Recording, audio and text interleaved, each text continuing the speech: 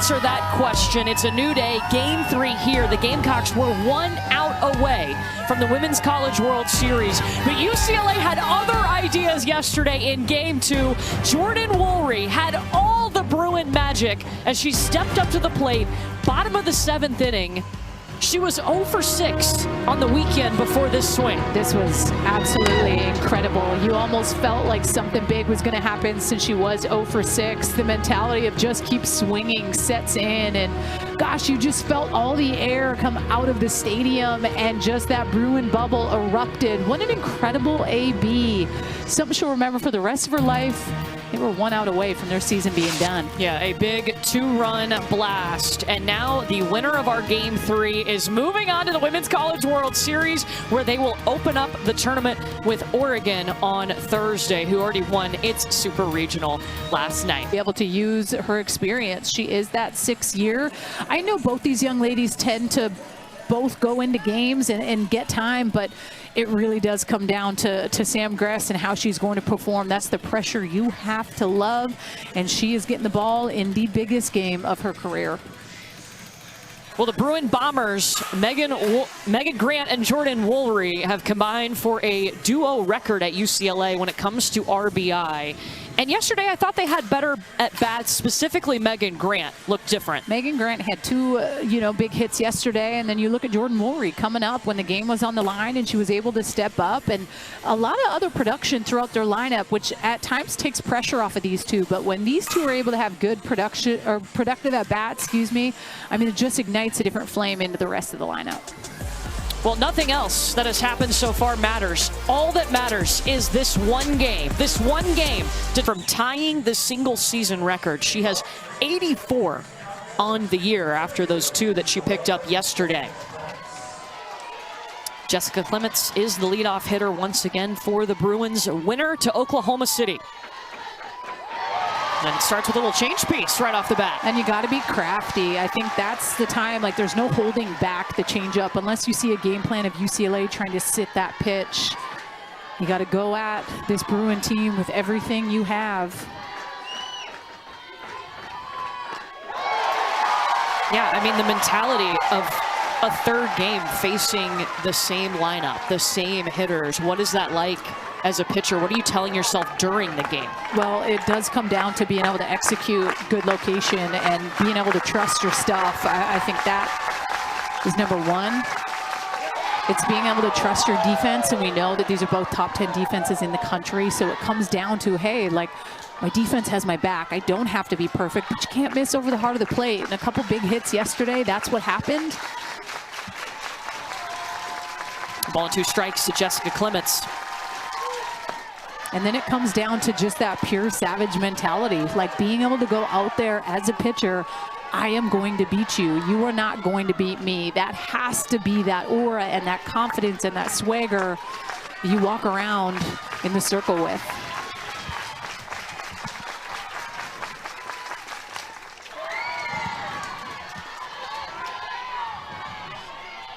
UCLA was trailing 4-1 entering the bottom of the 7th inning. They were the home team yesterday. They send out a pinch hitter in Taylor Stevens, who walks to start the inning. Caitlin Terry comes up with a big triple. And then things just started rolling for UCLA, and that's how they were able to come back. Jordan Woolry on the very first pitch out of the park. Yeah, it happened so quick, huh? It's just like bang, bang, bang. Boom.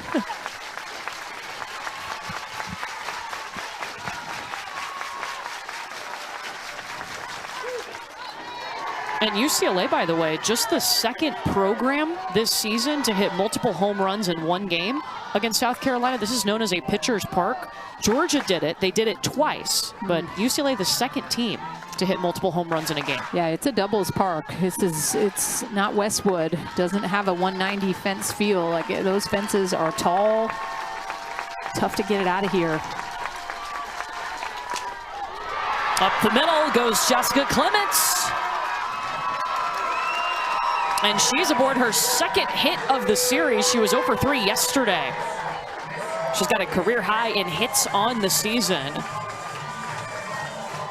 That's a really good at bat. But just for her to see 7 pitches, gets thrown a changeup first pitch, and then to be able to work and foul, hit one off her leg, and get to 7 pitches and be able to be on time with the changeup. Those are the types of ABs you need from your leadoff. Then to Savannah Pola, who on the season a .435 hitter to lead all Bruins. I mean, the top of this order for UCLA is really dangerous, 1 through 4.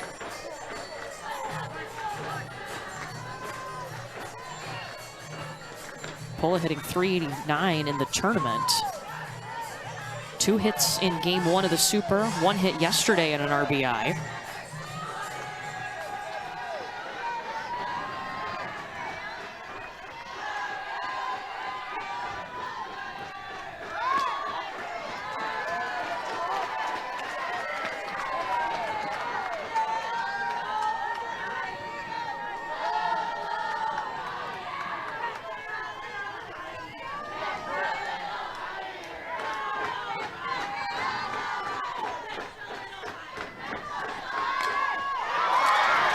Laying down the bunt. I mean, beautiful. It just died off the bat. Back-to-back hits for the Bruins. And it's the placement of this bunt. She takes it down the first baseline knowing that Rhodey is back and forces Chansey to come all the way across. Way too much speed. Solid job by Savannah Pola to obviously recognize that first base is back, be able to manipulate the bunt and where she wants it to go. That's an easy base hit. And now Jordan Woolery, yesterday's hero with the walk-off 2-run homer. When UCLA's season was down to 1 out, rolls a shot up the middle, speeding around is Clements, and sliding in safely, UCLA striking first.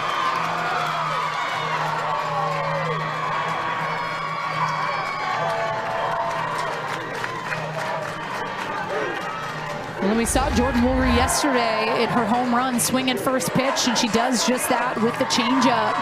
Pitches just up a little bit. She takes it right back up the middle. Definitely a different vibe coming from these Bruins than what we've seen over the course of the last couple days on the offensive part. Like, they just have this looseness about them that you didn't necessarily see game 1. You saw Caitlin Terry. She didn't have the best of start. You just kind of felt that from the offense too. And then yesterday, they didn't seem really in it until that last inning, when all of a sudden they started to get some action going and ignited kind of the cheers. And they're at their best when they're cheering in the dugout. You can hear them from up in the booth, and they've been quiet the last couple of days, but different.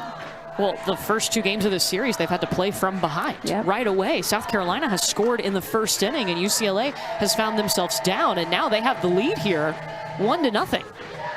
And no outs, right? So being able to go out and just kind of talk with your pitcher and get on the same page. You got to score to win anyways. Like, that's the mentality. And this South Carolina team has scored over the course of the last 2 days. So it's just giving Sam Gress that reminder. Hit good spots. Your team's going to have your back. And now the other part of the Bruin-Bomber duo in Megan Grant. Leads them with 25 home runs on the season. That tied a single-season Big Ten record and second in a single season at UCLA.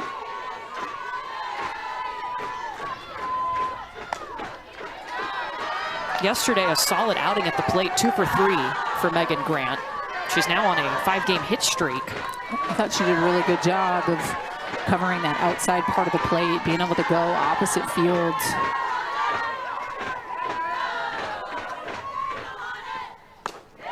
It's a good pitch. What is that missing?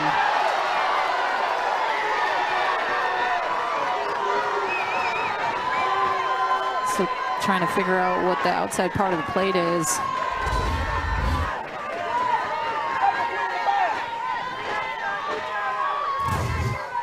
Everyone knows my thoughts already. Megan Grant will take that walk to load them up for Riley Slimp, the freshman left fielder, who's had a hit in 11 of the last 13 games. Batting .486 over that time frame. She was 1 for 3 yesterday. And if you're UCLA, Courtney, it just feels like now's the time, right? You got bases loaded, none out. Haven't necessarily had this the last couple days, and you're working with a tough, small strike zone. Advantage goes to the hitter.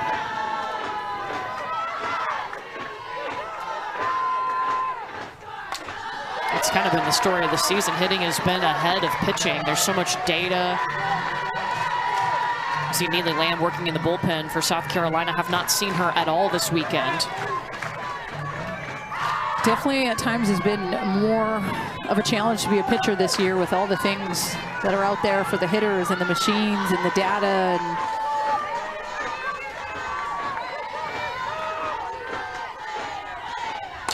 Slimp. Emily Vinson running up. Runners hold. Bases still loaded. That's just the first out of the inning.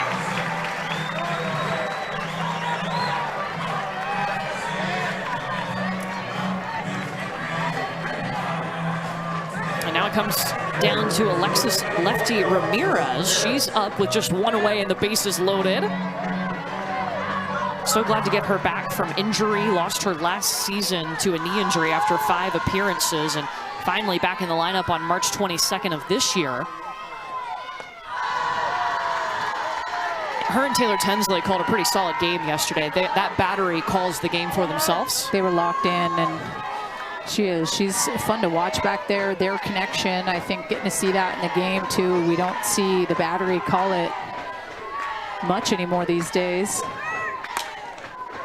This one rolls to Brooke Blankenship, looking for 2. Bang, bang! 29th time that South Carolina's defense has turned a double play this season.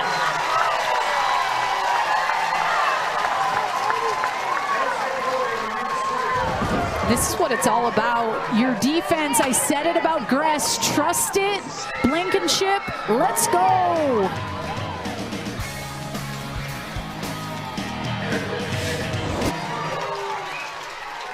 But Caitlin Terry will start with the leadoff, and that's always been Quincy Lilio, the transfer from Oklahoma.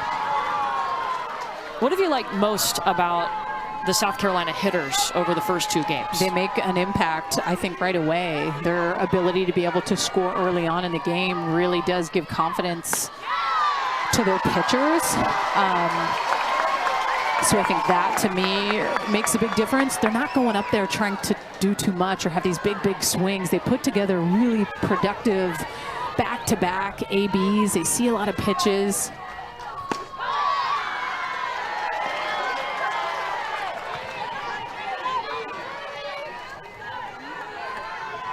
Quincy Lilio has been such an important addition this season.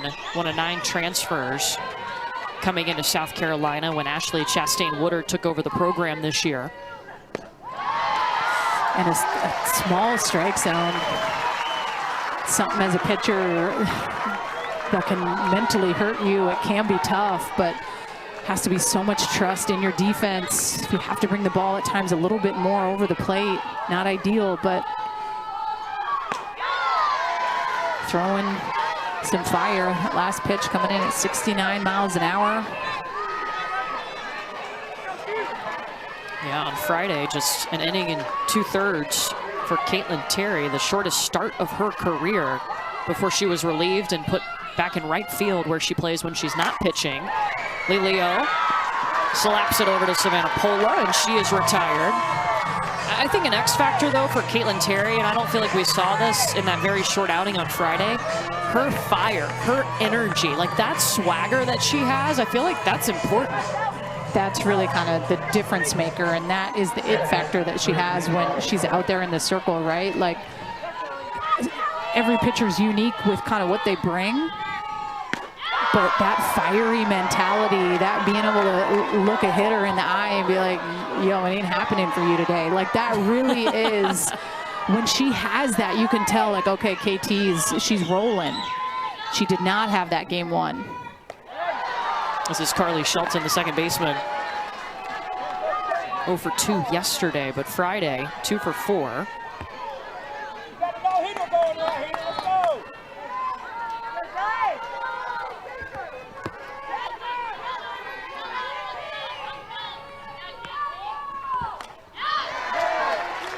And Caitlin Terry, somebody that had to carry a big load last year and did so well. Her and Taylor Tinsley helped Kelly I's UCLA Bruins get to the Women's College World Series for the 32nd time in program history. And there was one point where she threw in the season 40 straight innings because Taylor Tinsley needed to rest to get ready for the postseason. And that's a difference maker too, right? Not only do you see kind of what you're made of, but you're able to have your teammates back, Taylor Tinsley, but you learn a lot. Hey, well, there's no one else in the pen to be able to get me. I have to grind through this game. I have to figure it out. And as a freshman, getting that experience is invaluable, right? Like those are the moments at times that not a lot of incoming freshmen do get with the transfer portal and the additions of those things, right? You're getting a lot of athletes that transfer in and get innings right away, but freshmen maybe aren't getting that type of experience right out of the gate. So when you could find a program where you just fit in, the ball is in your hand, the confidence is with you, that's money. Yeah, how many freshmen can say they started 3 games at the Women's College World Series? I mean, wow. And I vividly remember, like, I was there, but that Oklahoma UCLA game and how tight that game was. We all know Oklahoma won last year, but that was a 1-0 game. KT rung her up.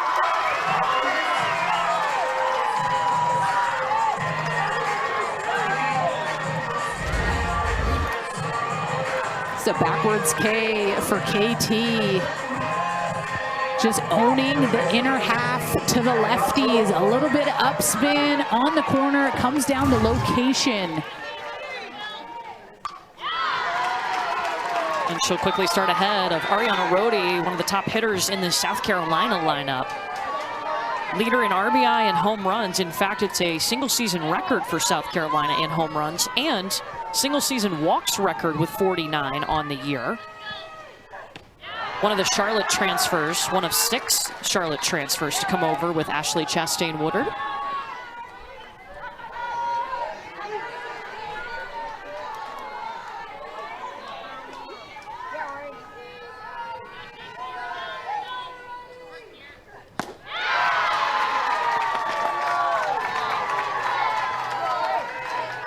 You take over the program, and Chastain Woodard had 6 returning players, 9 transfers coming in, added 6 freshmen. And talking to Sam Gress, their pitcher, she told us that first team meeting wasn't sure how this season was going to go.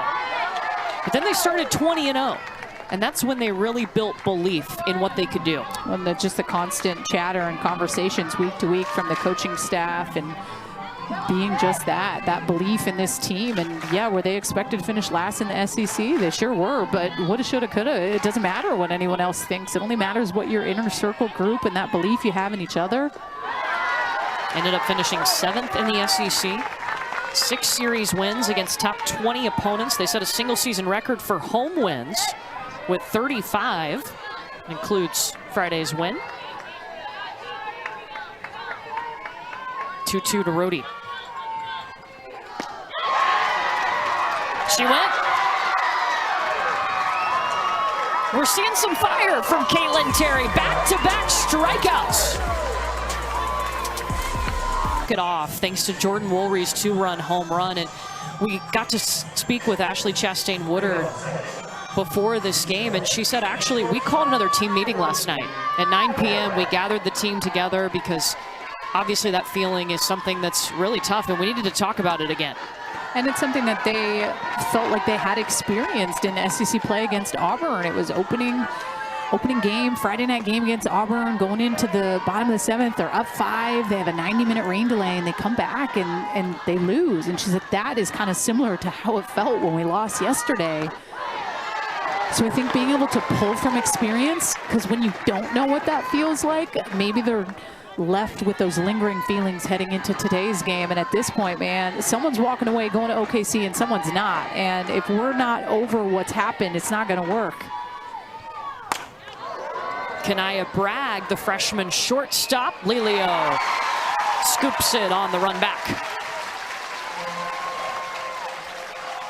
And she said, walking around the clubhouse today, Really positive energy from her South Carolina team, and hopes that they're able to pull from that experience and do it differently today when, I mean, this means everything. This is the only thing that matters. Yep. An entire season down to this one game, and one of these teams will move on to Oklahoma City. Here's Sophia Mujica, swings at the first pitch from Sam Gress. And I think that's, to me, what makes sports so fun. I mean, we have 4 super regional games today in a game 3, which goes to show the parity in our sport. But you're going to see what teams are made of with the head-to-head matchups, winner take all.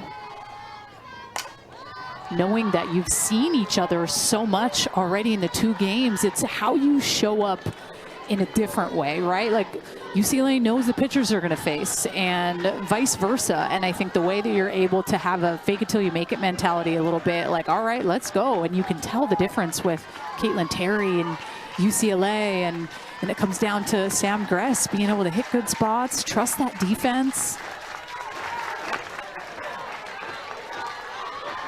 And Kelly Inouye-Perez talked about after yesterday's crazy dramatic walk-off win, she said, it's something that we've talked about.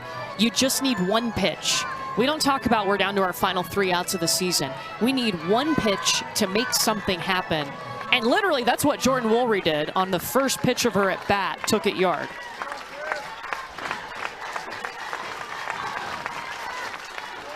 And a lot of things had to go right in order for that opportunity to even happen, right? Taylor Stevens with the leadoff pinch hit base on balls, that's huge. And then to be able to kind of get Savannah Pola an opportunity with a base hit, and then you get the opportunity to bring up Jordan Woolry with 2 outs, like 0 for 6 or not, it's Jordan Woolry, and what she's done is a big deal. First strikeout today for Sam Gress.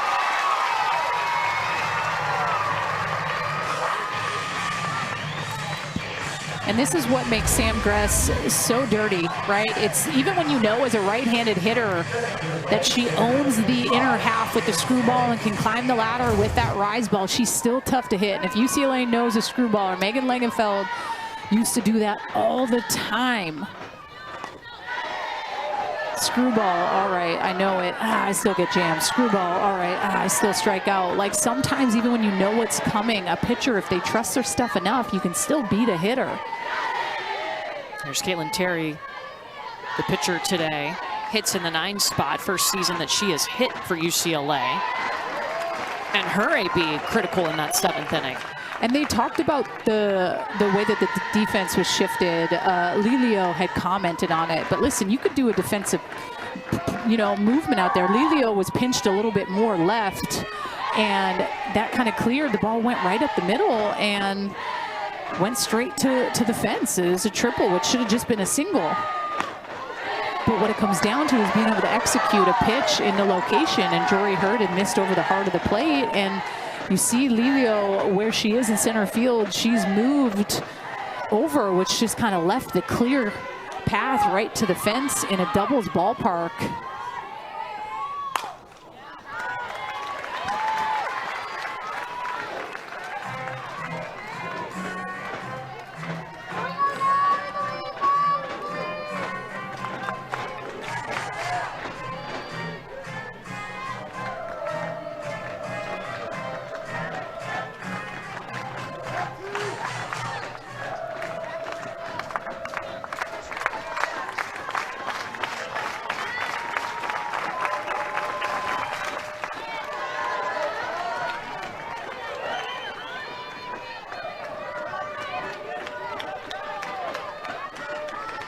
And this a really nice AB for Caitlin Terry. The RBI triple in the 7th.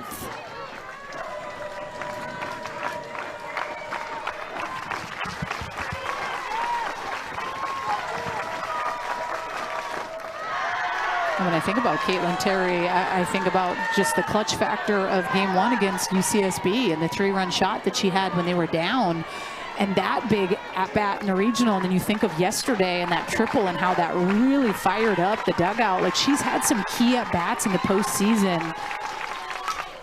Yeah, in the regional, that was her 2nd home run. Yesterday, that was her first triple. Yeah, like good times. Yeah. Way to save that for when it really counts. And I think that when you look at that, you look at who she is as a whole, and she's a gamer, right? When the moment is big and at times you're needed to be able to step up, you've seen Caitlin Terry be able to do that and produce from the 9-hole. This would be the 8th pitch to Terry from Gress.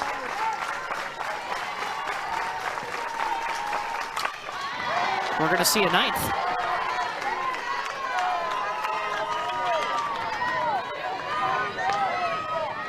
One through 9 already better ABs today for UCLA. Way better. Could not agree more. Comes down to pitches. I mean, going on the 40th pitch in the 2nd inning here for Sam Gress, making her work.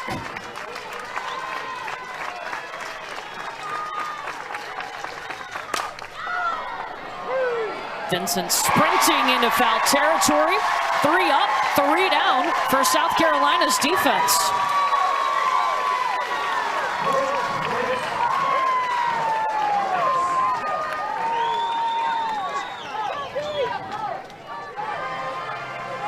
And so UCLA still holding on to the lead, but just 1 run. And the difference right now, Jordan Woolry had an RBI single in the 1st inning in this winner to the Women's College World Series Game 3 here in Columbia.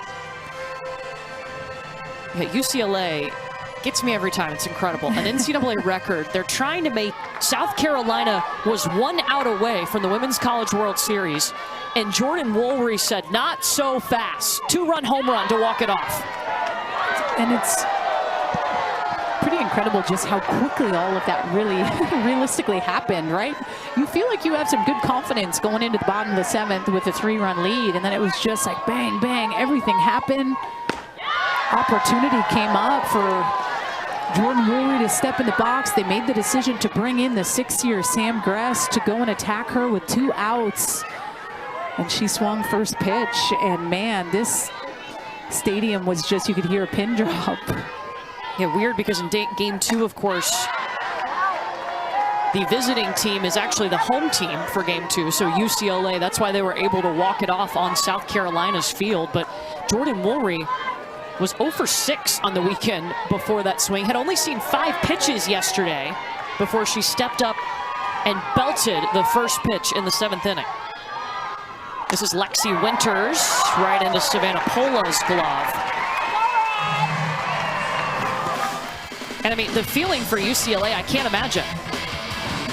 What about for me too? Yeah. I'm up here like I could barely hold it together. I don't think I said anything for a while because this moment, I think you put your mindset into the athlete and what that feels like, rounding the bases, knowing that you took your team to an, if necessary, like the most important game, and just her teammates crying. You saw Taylor Tinsley, who threw her heart out yesterday, hugging Woolry with tears just streaming down her face, and that's what it's about. That's what postseason is all about. That's what sports are about, getting to see athletes step up.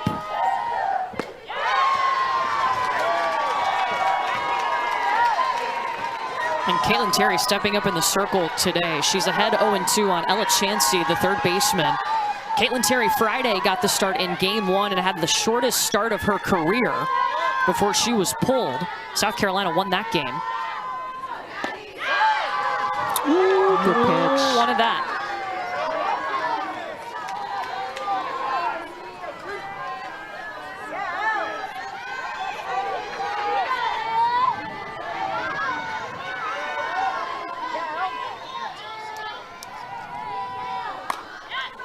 Rolls it past Terry's glove. Bragg gets there, but the throw pulls Megan Grant off the bag, and Ella Chansey is able to reach. That'll be a hit for Chansey.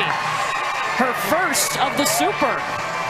And the first on the board today here for the Gamecocks. Chansey just almost kind of just jam job.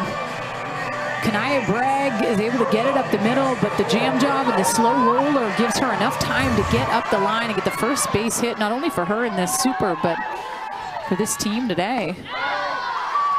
There's Brooke Blankenship, the shortstop, with a runner on. And Ashley Chastain-Woodard told us before this game, you know, that feeling of being so close, 1 out away from the Women's College World Series. They had to call another team meeting last night. She said at about 9 p.m. I called the team together once again, and we talked about that. And I guess, fortunately, they have something to pull on that happened earlier in the season that they can learn from. Yeah, they dropped to Auburn the bottom of the 7th. They had a 90-minute rain delay. They were up 5, and they ended up losing in the bottom of the 7th. And just the taste that kind of leaves in your mouth, and almost like, wow, how did that happen? And she said, even though obviously we don't love it, we felt that. So we were able to pull from that after yesterday, recognized we needed to come together again as a team and kind of connect and be able to talk. And, you know, I asked her how Sam Gress is, and she said, I had to give her time to like get over it, but when she went to bed, she had to. And I just felt like I could relate. I know the feeling of just the pressure and the weight of the world on your shoulders. And when you can't get it done, how quickly you can turn the page means so much. So hard. But the quicker you're able to do that and know that the sun's still going to get up tomorrow, the ball's probably going to be in my hand, and I'm going to get another opportunity.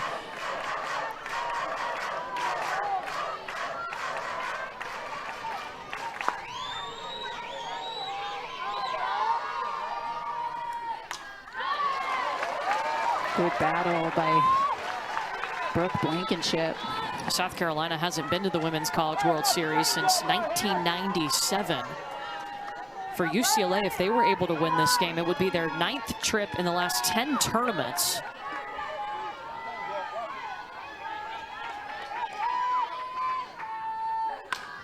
Ooh. Just took out her teammate. Yeah, Abigail Knight better watch out in the on-deck circle.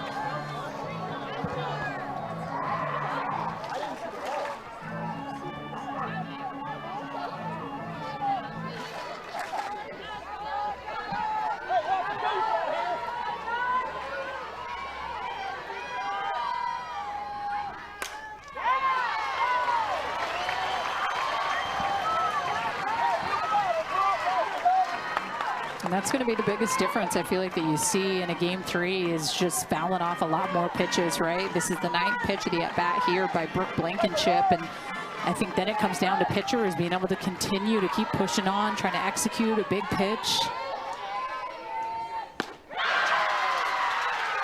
By you. Strikeout number 3 for Caitlin Terry.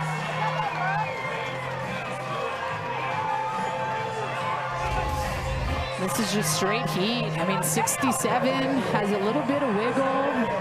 God, Brooke Blankenship.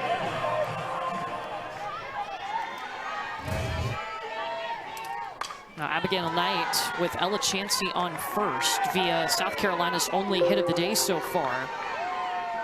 Knight 0 for 3 yesterday, but had a 2 RBI double on Friday in game 1. She is one of the 6 transfers that came from Charlotte with Ashley Chastain Woodard when she took the job. Pops straight up. Jordan Woolery wants it and has it, and South Carolina leaves its first runner stranded.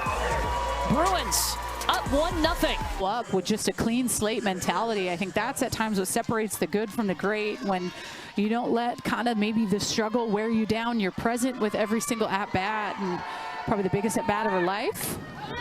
Top of the order for the 2nd time, Jessica Clements facing Sam Gress.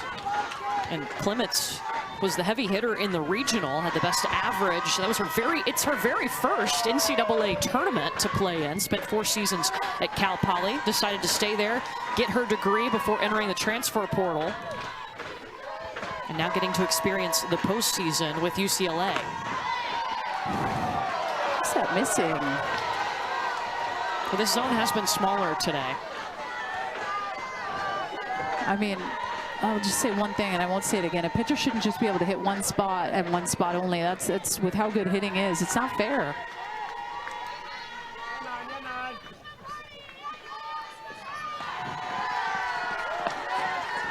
How do you adapt to that if you're in the circle? Or even how do you adapt as the analyst up here in the booth? I'm trying to figure that out. It's challenging. Right. You got to just make sure you communicate with your catcher behind the plate. Try to get them to work. Clements up the middle. Lelio running backwards. Has done that a couple of times. Makes the grab.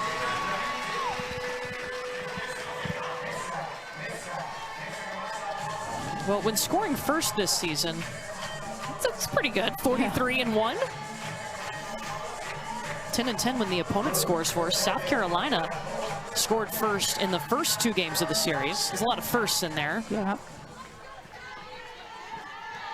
And here's Savannah Pola, who her numbers are up this year. First pitch, maybe that's why she's aggressive. It bounced off the wall, going to second and will stay there. A little double action for Savannah Pola.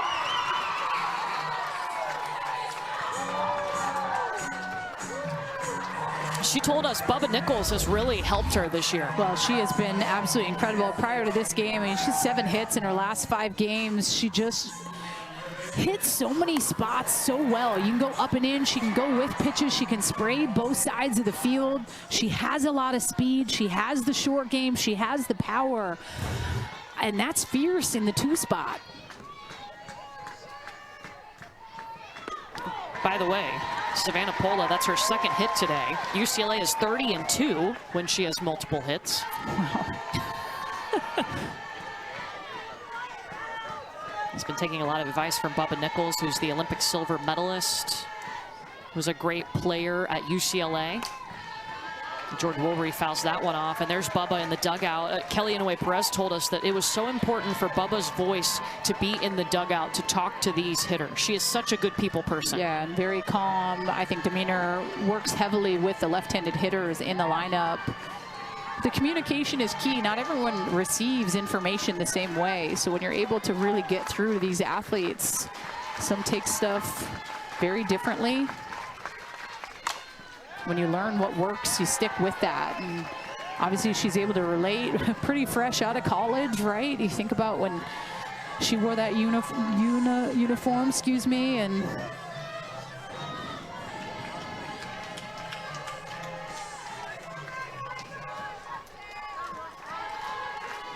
(0-2) to Jordan Woolry.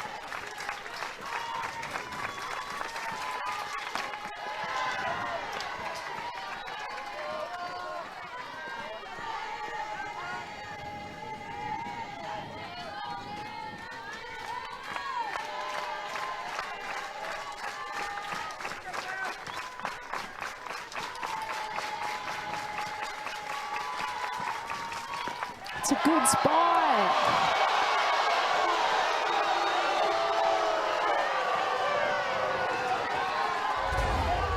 Game 3, seeing these hitters for the 7th, 8th, 9th time. That's a pitch that crosses the plate. And you see Lexi Winters talking to everybody. She is such a leader, the catcher for South Carolina.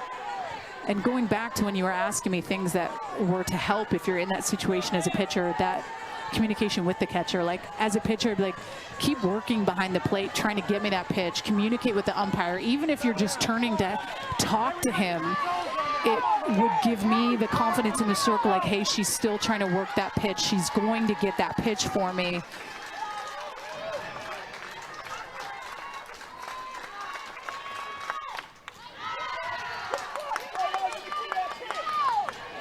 Sam Gress told us that Lexi Winters is such a calming force for her behind the dish. Just gives her so much confidence.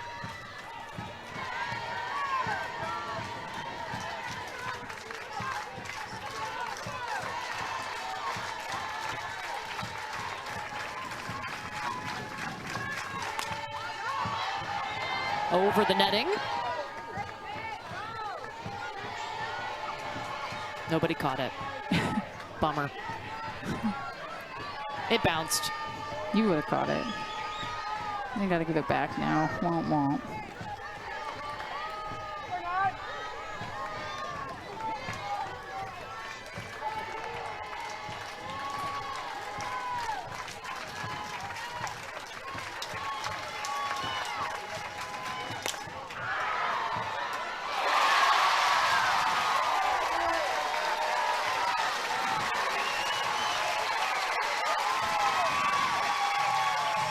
Well, the Women's College World Series returns to Oklahoma City. The action begins Thursday, May 29th at noon Eastern, live on ESPN. For more information on the 2025 Women's College World Series, go to NCAA.com, the official online home for all 90 NCAA championships. 4 game 3s today. That means half of the super regional sites were forced to go to a 3rd game.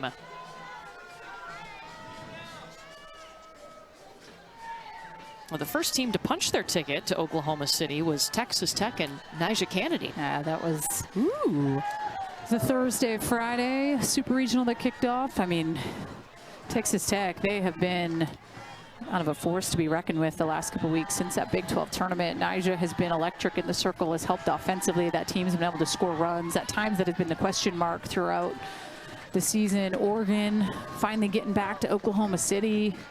It's exciting. Grant had a nice outing last night. She did. It's the first time in a while where she had a complete game. I mean, she's a top 10 finalist, was for National Player of the Year, right? And I think at times in the postseason, you're seeing the Aces get beat up a little bit. There's a lot more that goes into the prep for the postseason. You know how badly you want to get to Oklahoma City. You're doing your homework more than most. And for her to have that complete game against Liberty was good to have in her back pocket. So after the visit out to the circle, it's Megan Grant. Good to have a little chat about how you want to handle her. Yeah, I'm going first base with her. I'm going to probably put her on. Got first base open. You look at who she is, what she's able to do. If you ask if I want to attack Megan Grant or Riley Slimp, I mean, I'm going Slimp all day. Not to say that the freshman has not been huge, but you pick your poison with this one.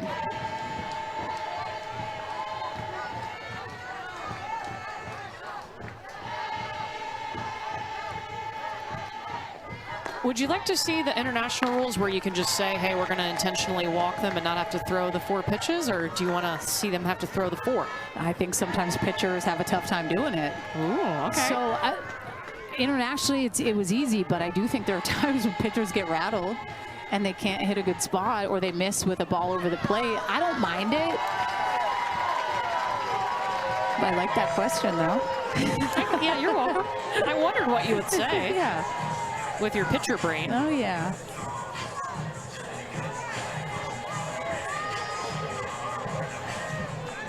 And now if you're Riley Slimp, I mean, you take it personal, right? Like, all right, you don't feel like I can get the job done. I mean, and this is a player, true freshman, all Big Ten freshman team, somebody that this program and her teammates mean so much to her. There was one point during the season when Kelly I took her out of the game because she didn't run out of play. And I mean, she was devastated that she let her team down and made sure that the little things didn't slip through the cracks, because right now in the postseason, that's when it matters. Mm-hmm.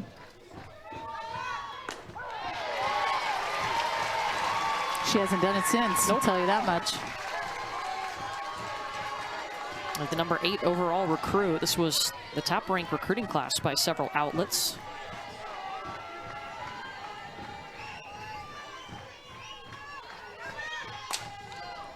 Slimp towards left.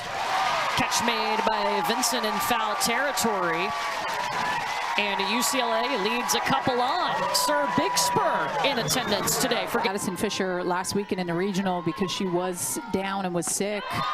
But you saw Caitlin Terry and Taylor Tinsley really carry the load. But I just think entering the Big Ten for the first year too, and the travel and how hard it is at times on the body, to be able to have 3 arms with that type of experience is big.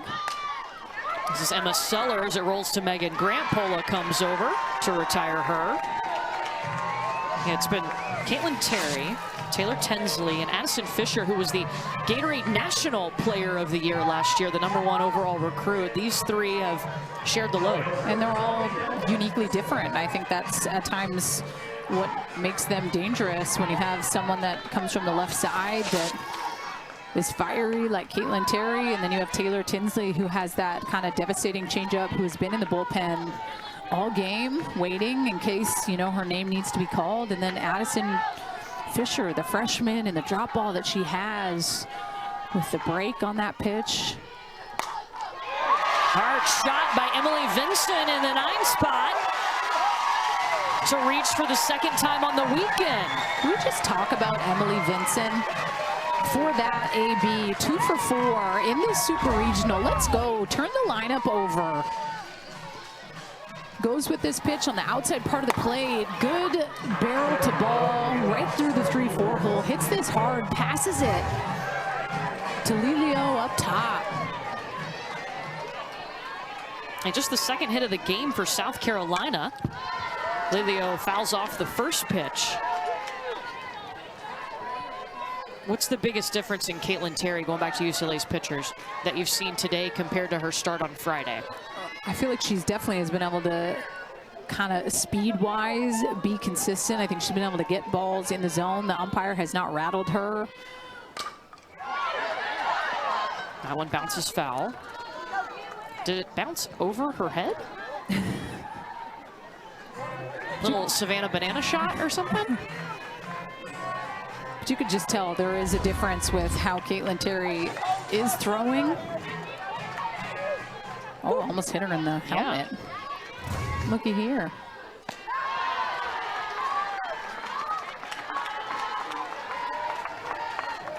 And sometimes for pitchers, honestly, Courtney, it's just being able to be behind what you're throwing and throwing it with confidence.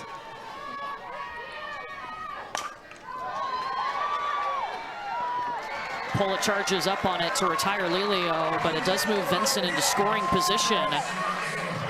First time today that South Carolina has had a runner in scoring position.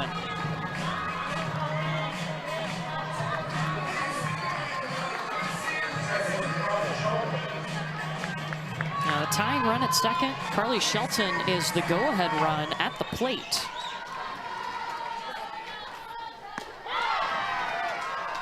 Carly Shelton grew up in an extremely athletic family. Both of her parents were pitchers at Charlotte. She actually wears the same number as her mom. And Ashley Chastain-Woodard wore 33 at South Carolina, her head coach. Yeah, has good memories going to the ballpark when she was little, and mom throwing BP, dad hitting the balls. I mean, they pass out a belt to the best member, the best athlete in the family every year. They've got a few to choose from. Yeah. And that strikeout for Caitlin Terry will be number 4, and South Carolina leaves the tying run at second.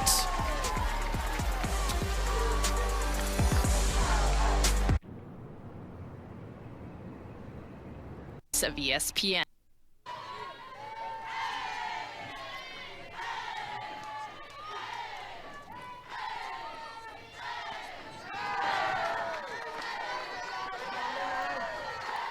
And you could just tell, even when we talked to Sam Gress before this series even kicked off, like her as a captain and what she stands for, and just you can tell that the ladies kind of gravitate towards her.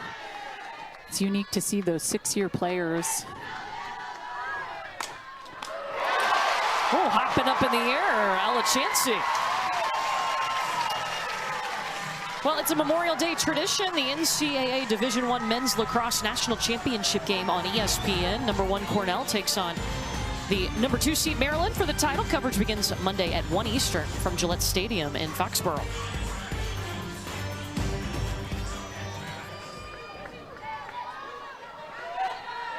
And Kanaya Bragg, the shortstop. You mentioned Sam Gress being a captain. I thought their election of captains was really interesting. The players nominate their teammates, and then they go through an interview process once you're nominated with the coaches. And Sam Gress told us it was a little nerve-wracking, but kind of like a job interview. Yeah, just different ways you handle conflict, how you would deal with it, how you'd have those tough conversations. Teams need that sense of leadership. It doesn't always come from the coaches, right? What's the standard at which your team wants to perform at, and how are you able to stay at that standard? You need those captains. Good pitch. I feel it. And the fans frustrated with the zone today. That's a strike. Do you not remember in the game yesterday when I said when we haven't heard the crowd do anything, you haven't noticed the umpire? That's when you know they're doing a good job.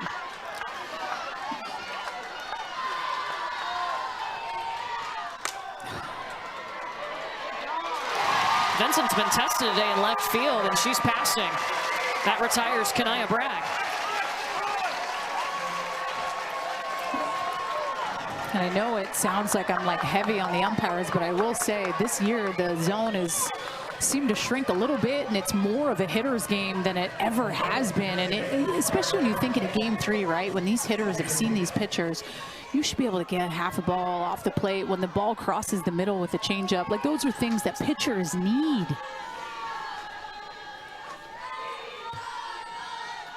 Two down with Sofia Mujica up at the plate, the DP. She'll also catch sometimes for UCLA.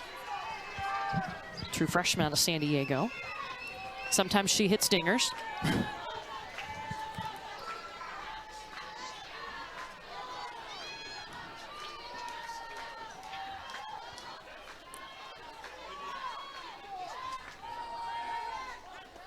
Coach Kellyanne Perez said she does not get cheated. She takes her hacks.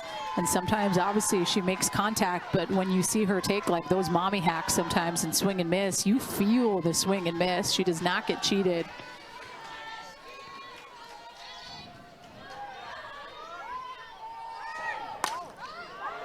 This one will be short. Lelio underneath it. 3 up, 3 down. When we come back, we'll talk to South Carolina head coach Ashley Woodard. And Coach, you told us about the meeting last night around 9 p.m. What did you talk to the team about? We just talked about resetting. You know, obviously heartbreaking loss for us yesterday, and just there's a lot of emotion, especially right after the game's over. So, you know, we debriefed shortly and then brought everyone back just to have a better conversation about, you know, what we were going to be like today and moving forward. And it was a good conversation, and I think it was needed just to reset. I mean, it's really emotional this time of the year. There's a lot on the line, and we just want to make sure that we were going into the game with the right mindset today. Coach, as you're going through the rest of the second time through the lineup here against the lefty Caitlin Terry, adjustments you want to try to see your hitters make here second, third time through? Yeah, we're a little bit caught in between right now, and then we're expanding up. So we've got to hunt below the belt because we're swinging a lot above the belt. You know, probably balls getting ourselves out a little bit. So, you know, we just really need to get in the strike zone and pick a speed. You know, if you're going to swing at the fastball or swing at the changeup, we just got to be on time for one or the other because we're a little bit in between everything right now. Thanks, Coach. Yeah, thank you. Ashley Woodard in her first season leading her alma mater, trying to join an elite group. Since the Super Regional started in 2005, 2 coaches in their first year with the program have taken a team to the Women's College World Series. Caitlin Lowe did it in 2022 when she led Arizona as the head coach for the first time, and Beth Torina in 2012 took LSU.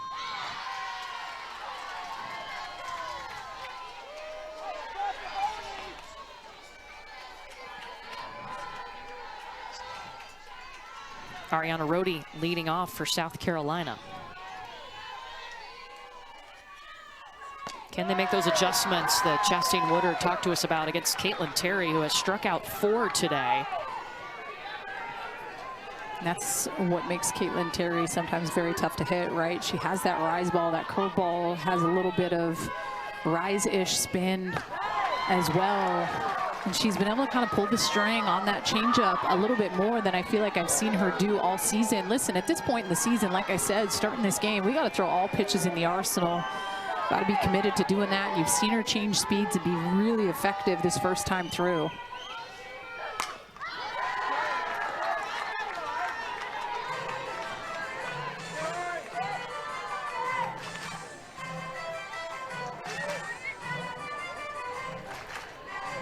Ariana Rhodey maybe didn't always think that she would be playing college softball. Was a 3-time state champion when it came to ice hockey, but has found her home on the softball field. And was at Charlotte with Ashley Chastain Woodard. 5 days after Ashley was hired, she was like, I'm coming. I'm coming with you. We're going. There she is playing hockey. It was runs in her family. Her whole family played. This will be Pola's to take care of, and she does. Let's get to Matt Schick in the studio.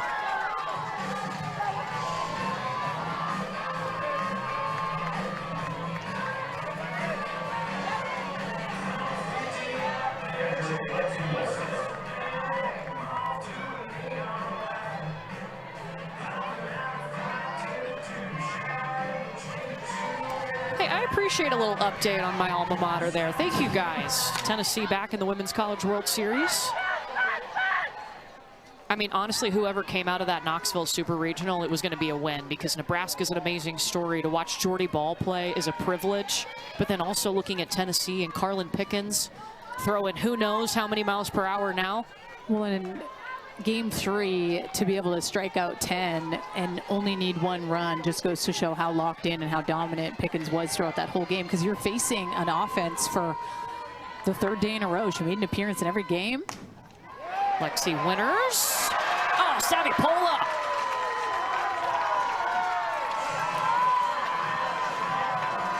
So solid.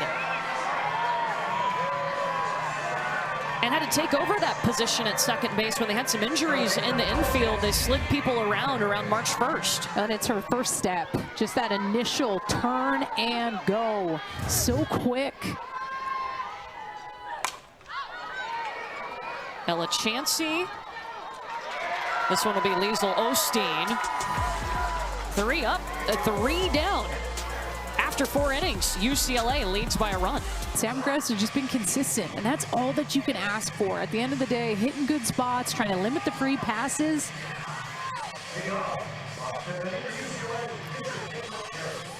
And Caitlin Terry will lead off, so a little pitcher versus pitcher action. You love to see it. I mean, and Terry made Gress work in her first at bat back in the 2nd inning. Well, and when you have the shift, so when you have Lilio in center field who is shaded more towards left center, that means you need to own the outside part of the plate. You can't miss over White or on the inner half because she can pull a pitch to the wall.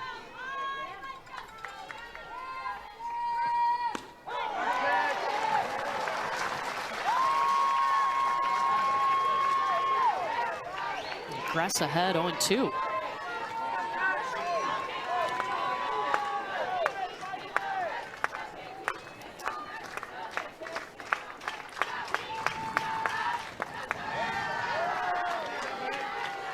Caitlin Terry, softball family. Her mom, Christy, played softball at Florida State, was the 1995 ACC Freshman of the Year, was a catcher. Her sister, Kendall, played softball at Glendale Community College.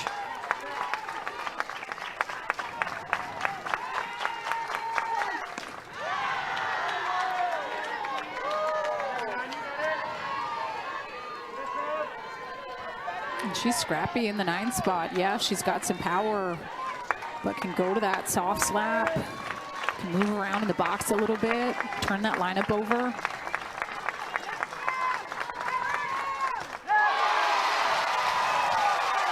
Second strikeout today.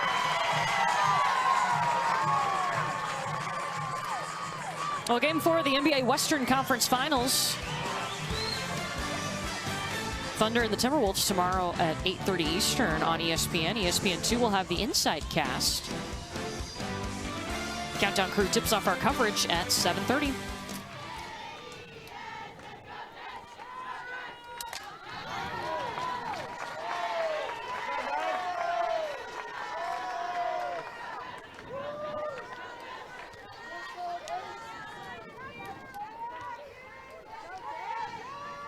Top of the order for the 3rd time, and Jessica Clements started this game with a single.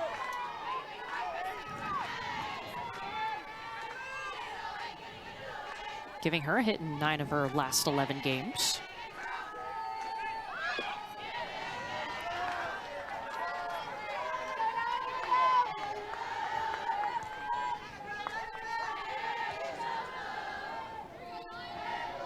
Sam Grass and her defense have retired the last 5 batters since they intentionally walked Megan Grant in the 3rd. Which we learned Danielle believes you should have to throw the pitches. I know people feel differently about it, but I do know sometimes it's almost kind of like the yips for the pitcher. Like if I'm not actually throwing the pitch and you want me to throw it at 60%, maybe it rattles me a little bit. I'm not able to locate, and then the runner can advance. There's a lot that can happen with it.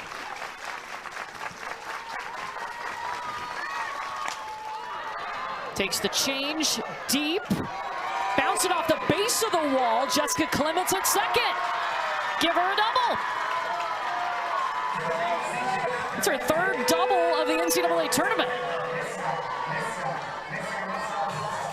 You gotta love some power up top in the leadoff spot. And this is an off-speed pitch, but it's just elevated. You look at where the pitch is, right? It's like up just above the belt, right in your wheelhouse with the way that her body turns and rotates. It's the bottom of that warning track, and a big-time double here for Clements. And Ashley Chastain-Woodard out to the circle as they're hitting a tough part of UCLA's lineup. Pola, Woolery, Grant with a runner in scoring position. See Joy Hurd working in the pen. Neely's been in there too. And I do think some conversation about Savvy Pola, right? She's just been so scrappy in the 2 spot. At times, doesn't even matter what you throw her. She's just able to barrel pitches up. And I think about her at bat in the 7th inning yesterday and how important that was with 2 outs. For her to be able to do that and be on time with something was key. So it's being able to go and kind of communicate what that game plan is. I don't pull Sam Gress right now. I definitely give her a go. But I think it's just being smart about pitches that we're throwing to Savannah Pola and being aware with Jordan Woolery and what the plan of attack is. I mean, Pola has a single and a double today. The 33rd time this season she's had multiple hits in a game, which is wild.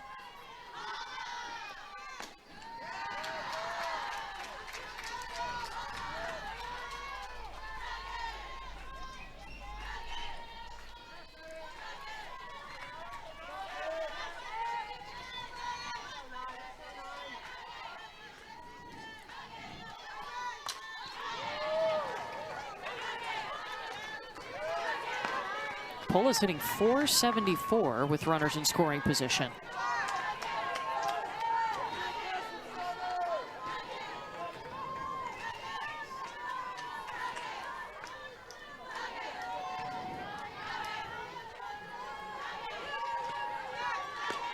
Good spot.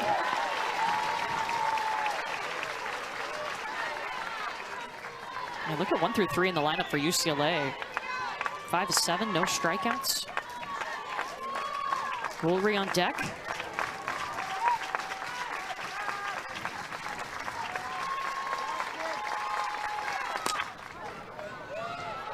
Pola pops it to center. Clements going to third. She's got it, it gets away. Obstruction is called as she runs over the defender. The umpire at third threw out his hand.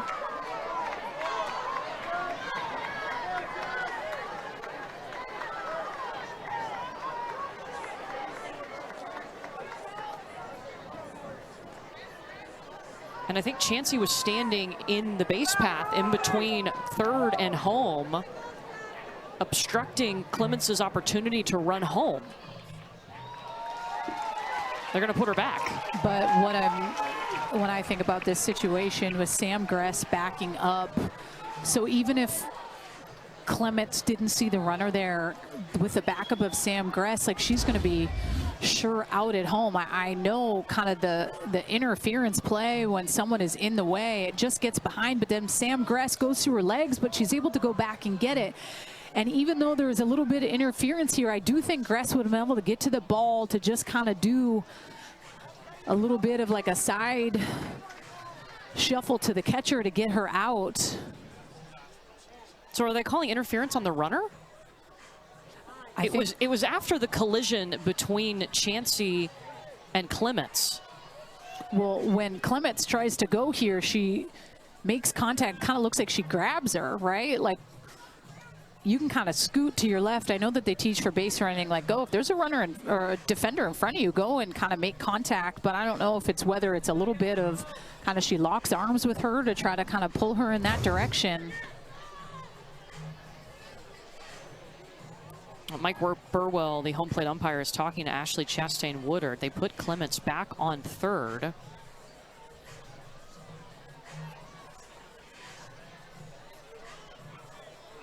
The ball was over towards the dugout, and that's when Sam Gress was running to try to corral it when the collision happened between Clements and Chansey. Well, as soon as Clements saw the ball get by Chansey through her legs, she wasn't interfering with third base at all as she was trying to slide in, but when it went through her legs, then it continued to go past Sam Gress, and I think Clements had assumed, hey, I'm going to try to go home, and when the runner is there and I make contact with the third baseman, like, I should be given home plate. But at times with Sam Gress in the backup and her to be able to get it, like, I do think she would have been sure out at home with her to be able to toss it to the catcher who was standing right there.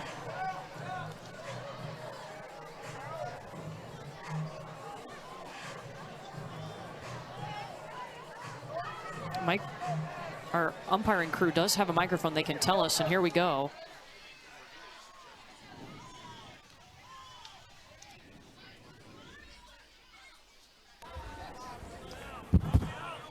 The ruling on the field is there's obstruction between third and home. The runner is placed at third base as a ruling on the field. UCLA is challenging that ruling. The play is under further review. Well, if there is obstruction, wouldn't that be against the defensive team? And so why would she be placed back at third?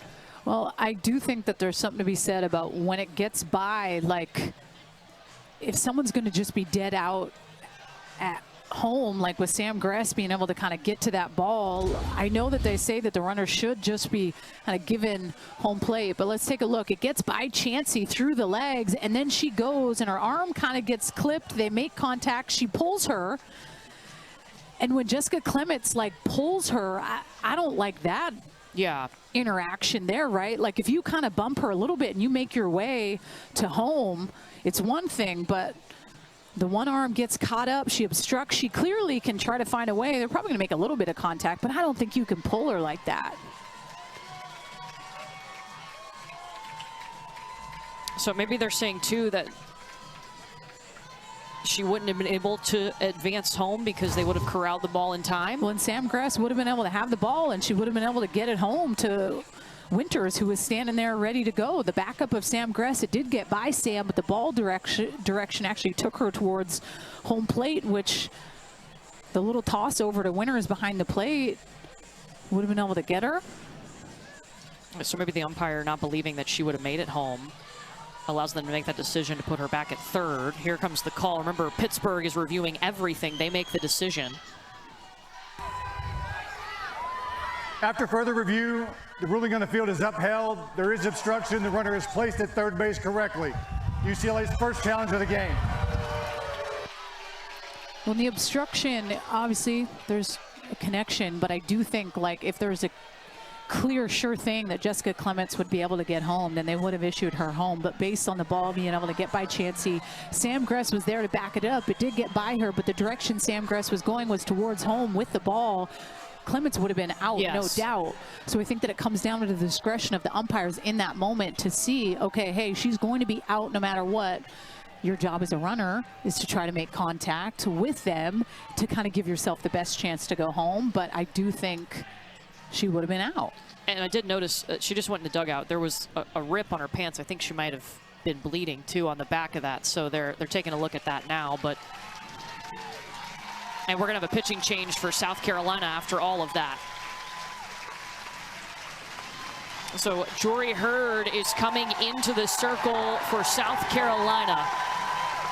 Sam Gress is lifted for now. Of course, she can re-enter. Home, and that's why she stays at third base. If Sam Gress did not cover home and it got by Chansey, Clements would have been awarded home. It's at the discretion of the umpires if the runner would be safe or out at the base, and she would have been dead out if Gress got to make that toss over. So with all that, Clements has also been patched up, and she is back on third base, and a new pitcher is in the circle, Jory Hurd, and this will be the third day in a row, of course, that UCLA has seen Jory. She got the start in game 1 on Friday. And she's been great coming into ball games. She throws hard, definitely a little bit of a different look than Sam Gress. She has that good curveball away from the righties. Jordan Woolery, slow roller. Shelton has to dive on it. Clements comes home.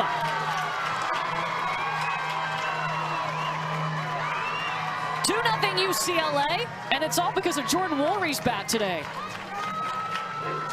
When you think about the last 4 runs that have gone up on the board for UCLA, that 2-run shot last night and the 2 today have come off her bat. And there's a shift in the defense.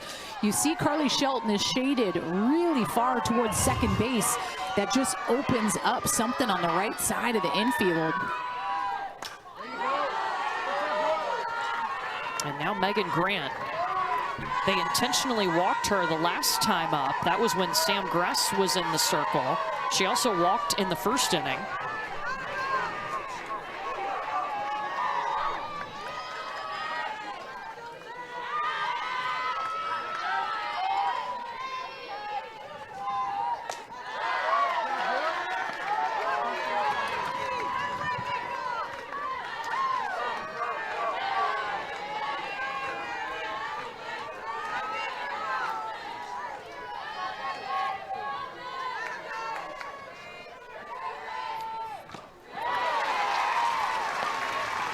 Definitely a difference in velocity. You'll see the velo right kind of behind home plate. It's not on the bug, but that last pitch coming in at 69 miles an hour. Sam Gress averaged 64 to 66 miles an hour.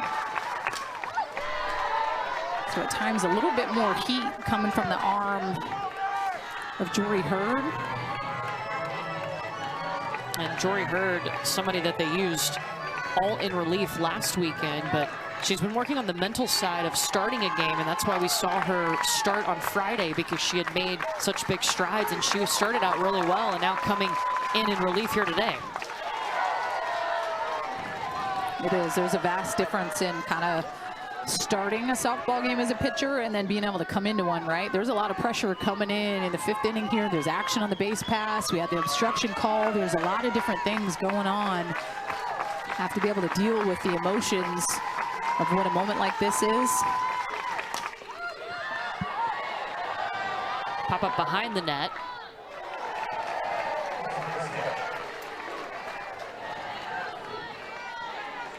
That was a better catch. He still took the ball away, though. Bummer.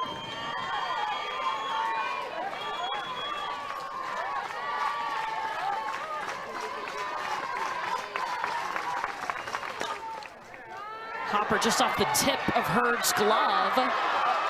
They don't call runner interference with that. Rory slides into third.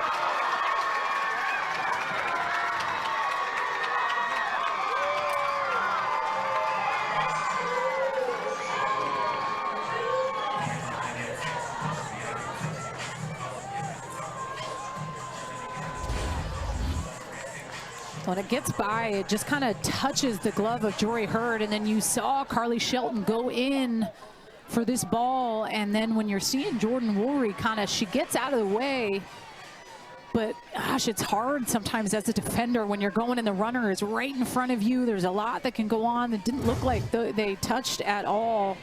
Contact would have made it runner interference. As a base runner, when you are running the bases, your job, you got to make sure that you get out of the way of them trying to field that ball. You cannot make contact.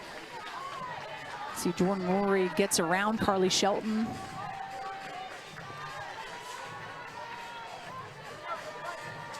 And so now it's been back-to-back singles here for the Bruin Bombers. Jordan Woolry on third and Megan Grant now on first for Riley Slimp.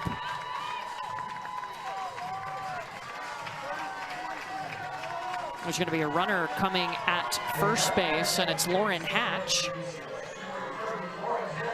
She'll take Megan Grant's spot.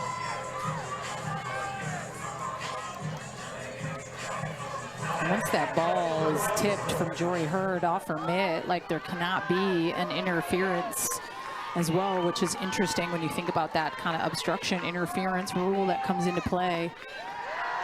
It was just the tip of her glove, just enough.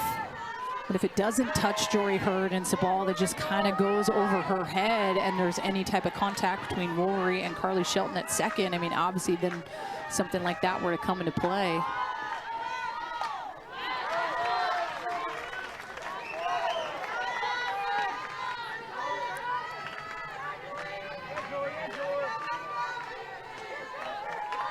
Slimp looking for her first hit today with runners on the corners and 2 down.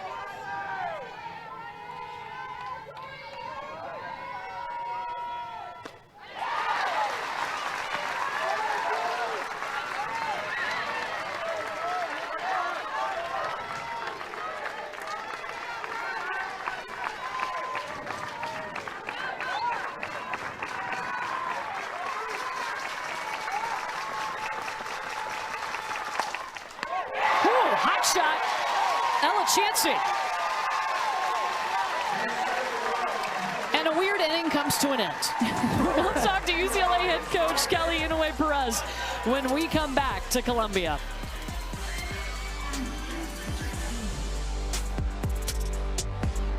After the emotions of yesterday, the walk-off win, what did you talk to your team about heading into this game 3? I mean, in their words, keep the party going. Yeah. You know, I think the goal was to be able to come out and enjoy every inning, to be able to play like with that sense of urgency and that we had in the 7th.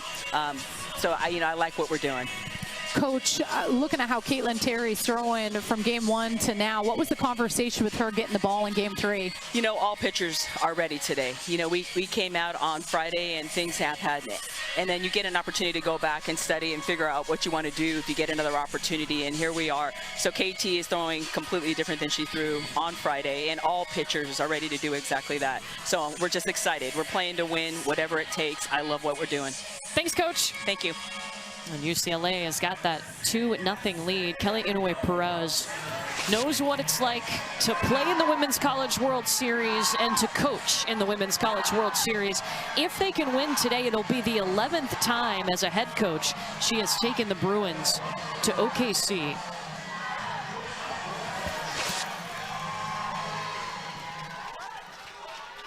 Bottom of the 5th inning.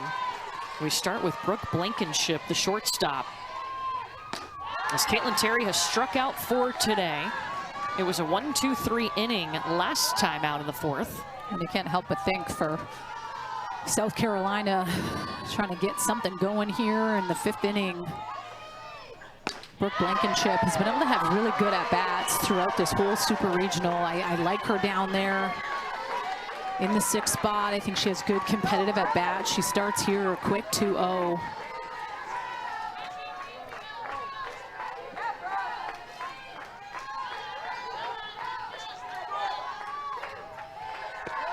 For South Carolina today, 11 of their 12 outs have not left the infield. 4 strikeouts, 4 pop-outs, 3 groundouts. When you look at this offense as a whole, though, over the course of the last couple of days, like they're scrappy, right? Like they find ways to produce and they find ways to kind of have each other's back. That's really what has stood out to me over the course of the last couple of days. And you've seen day 1 and day 2 where they strike first. And it's trying to kind of figure out how to carry that mentality into the 5th and the 6th and the 7th. Because, I mean, it's a 2-0 ball game. It's very close with how good and how tough this offense is and how well they work together. I think they take the pressure off of each other so well because they're so big on just having like good competitive at-bats and passing it to the next person up and ready to go, and a leadoff walk. Yes, that means the tying run's at the plate right now. Starts the party. Abigail Knight as Blankenship takes the free pass.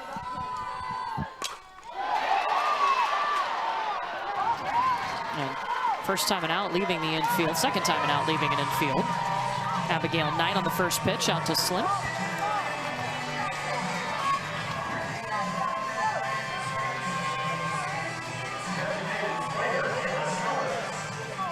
Comes to the 8 and 9 hitters now. Emma Sellers still has Blankenship at first.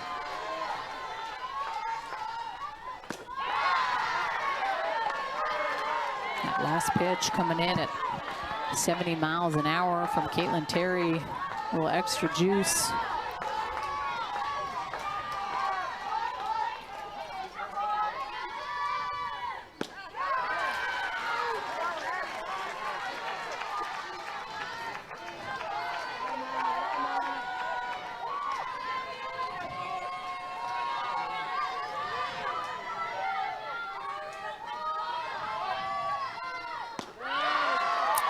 Good pitch, change. Everything at stake here this season.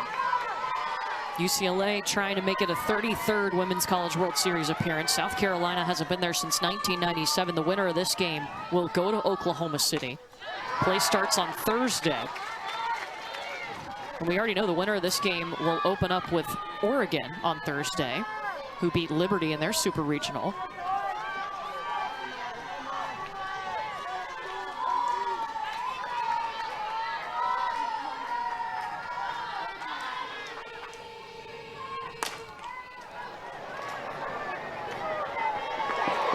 UCLA won't get 2, but they will get Blankenship at second.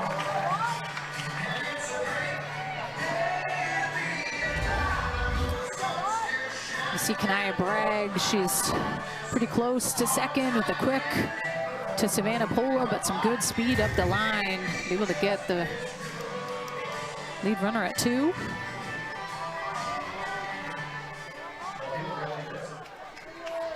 Tying run still at the plate for South Carolina. It's Emily Vincent in the 9 spot. Takes the first pitch, just foul. I mean, just foul.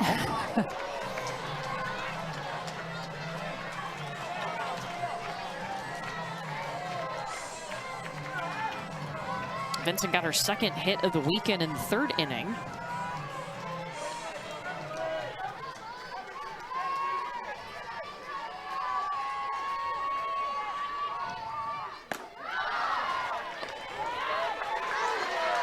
Sellers good to go at first.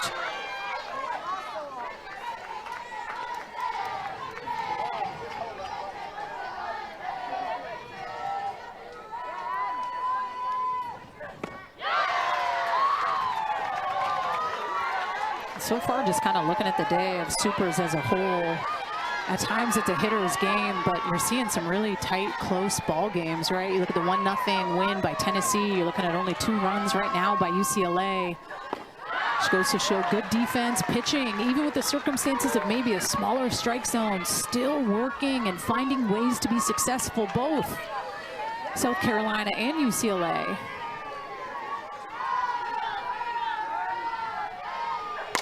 Vincent towards right. Osteen readjusting, and she's got it. South Carolina leaves 1 on, coming thanks to Jordan Woolry's bat, an RBI single in the 1st and the 5th inning.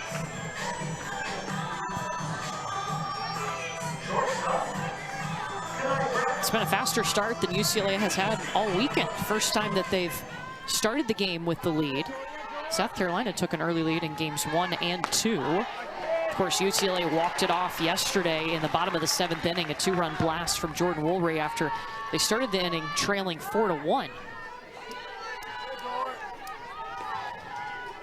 It's the 6th time that UCLA has played a Game 3 at the Super Regionals, their first since 2021, and that was when they faced Virginia Tech. Remember that series? Keely Rochard. That one was intense. Game 1, they looked like, oh man, what do we even do with this pitcher? But Coach Kellyanne Perez said that yesterday. She said, when we lost Game 1, that was a conversation I had with our team. In 2021, this situation is what we had to deal with. Virginia Tech came to us. They shocked us. Game 1, you had Megan Framo and Rachel Garcia. And Rachel Garcia was a little bit hurt, so there was more riding on Framo to have to get it done, and they found a way to adjust. Both teams can pull from experience that they've felt heading into a Game 3 with their backs up against the wall. This one hops back to Hurd, and she'll underhand toss it over to Rhodey at first. Well, if UCLA were to win this game, they would advance to the World Series for the 4th time when they drop Game 1 of the Super Regional. I'm looking at South Carolina right now. I mean, they could have a quick 1-2-3 inning. I mean, taking that buzz into your ABs, try to get some good energy. Now the Gamecocks back to being the home team today. They were not the home team yesterday. That's why UCLA was able to walk it off in the bottom of the 7th. Gamecocks haven't been to the World Series since 1997. They were 1 out away yesterday and couldn't finish the job.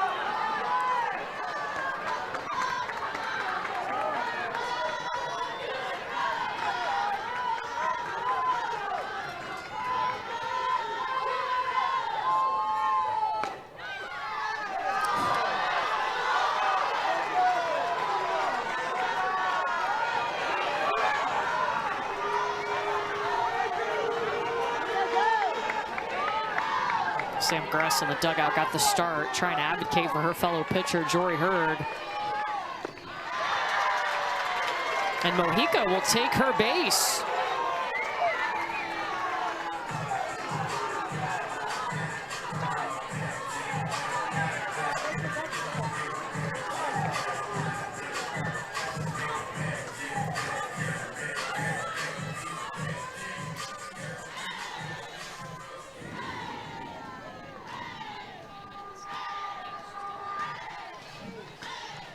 Riley Pinedo will run at first base for UCLA.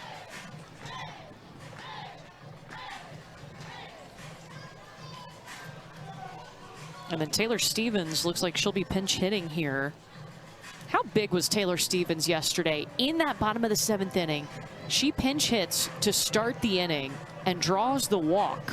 I was facing Jory Hurd in that last inning, and to be able to be the pinch hitter to come up and kind of get that free pass is important. And I think it's important for Coach Chastain Woodard to go out and remind Jory Hurd of that. Hey, attack mentality, 2 outs behind you, go after her.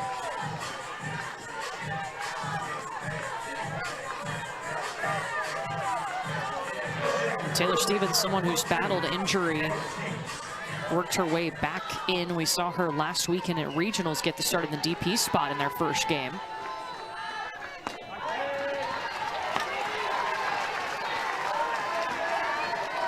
Stevens in the tournament this last 2 weeks, 1 for 4, but 2 runs scored, 2 walks, also hit by a pitch.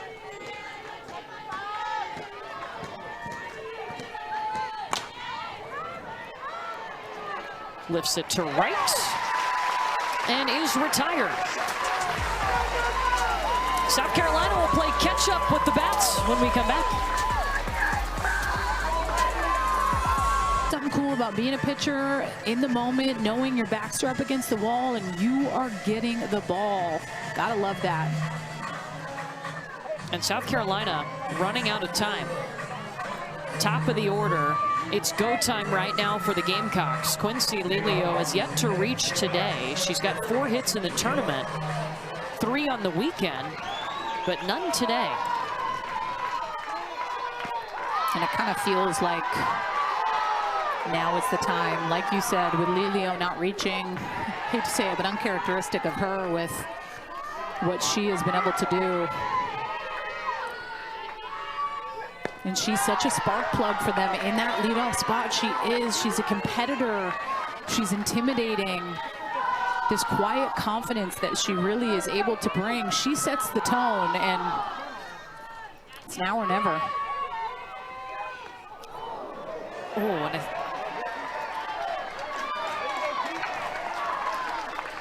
I think that hit her, and I think it hit the umpire.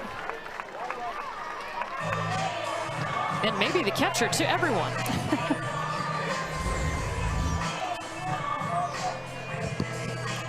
Looks like it kind of gets the back elbow, hits all 3.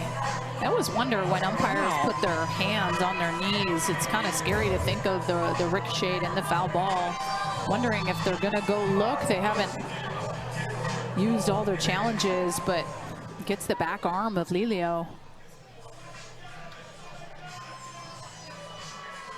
Hope his hand's okay. You know, it's a courtesy. The catcher will walk out if the umpire gets hit. What happens if they both get hit? Do they just walk around in a circle, not talk to each other? Just give them both a second. Well, with that hit by a pitch, that means that the tying run once again is at the plate. Carly Shelton. But the 1 through 4 hitters for South Carolina today, 0 for 8.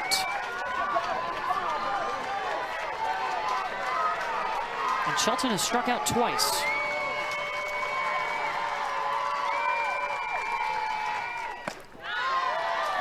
Good pitch.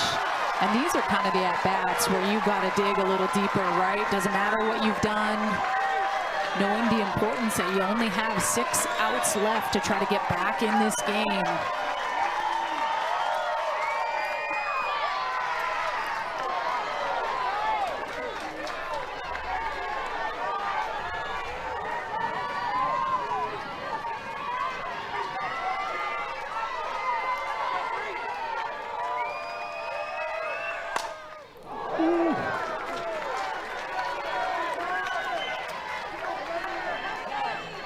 I've loved watching Carly Shelton hit. I really have. I just hearing about her off-season work and focusing on the holes at times in her swing and working on the changeup, and knew that piece was going to be big. I'll say she did not go. Well, also the fact that she told us before the series when we talked to her, she had no approach before when she stepped up to the plate, and now she has a plan. She's a young player. Quincy Lilio actually has helped her a lot with that. Full count. And that's when you're fortunate enough to get someone from the transfer portal that can make that big of a difference, right? You think about Lilio and National Championships won at Oklahoma and the experiences that she was able to get, and obviously the offensive piece to pass that on and be able to help players like Shelton.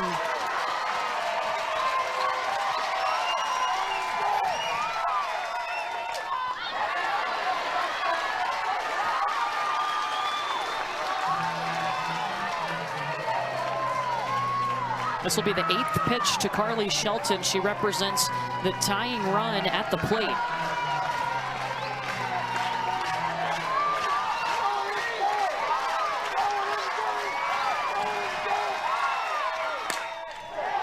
Shelton, it's high. At the warning track, it'll allow, no, Lilio's gonna go back. As Osteen rocketed that ball in, Lilio got about halfway and decided better.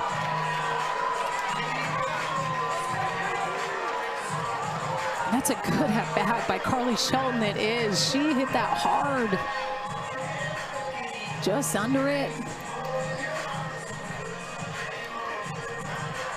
I kind of feel like these next two hitters with Rhodey and Winters, just Coach Kelly Inouye Perez coming out, communicate with Mujica behind the plate. And you saw Katie Browder. Ramirez, excuse me, sorry. And you saw Kelly Browder, who handles the hitting duties for South Carolina, talking to Ariana Rhodey, who's 0 for 2, but she's their home run and their RBI leader.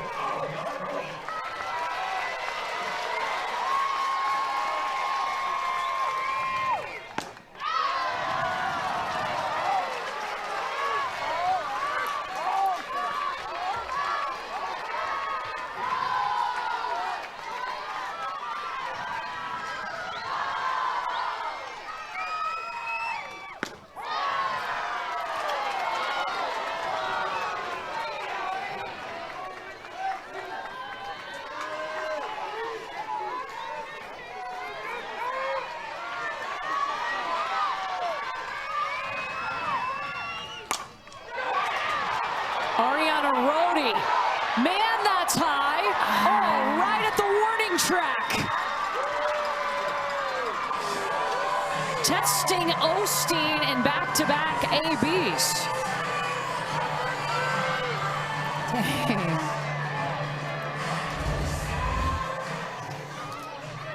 And she just kind of has that like elevate and celebrate, thinks maybe, I thought, had some good height under it. With a couple big back-to-back hits to right field, they are going to make the pitching change. If that had gone deep, it would have tied the ball game. But again, a pitcher's park. Fewest home runs hit in this park in the SEC, under 1 a game.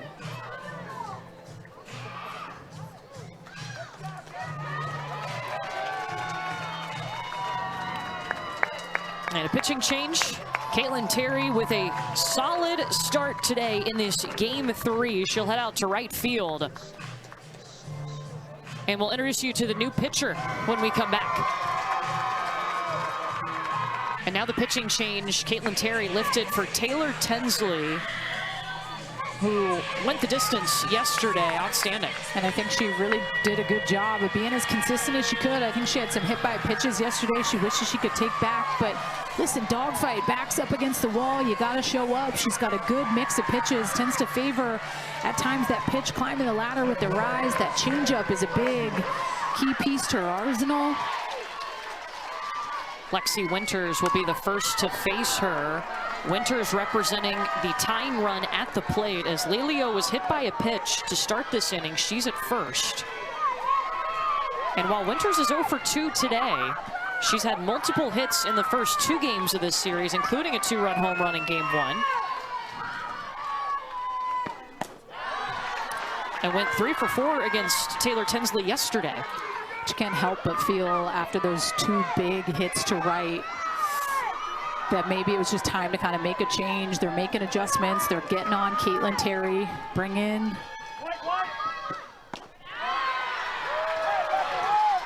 Taylor to just kind of change with the velo, change with the height of pitches. Tends to throw and favor her changeup maybe a little bit more than Caitlin Terry does.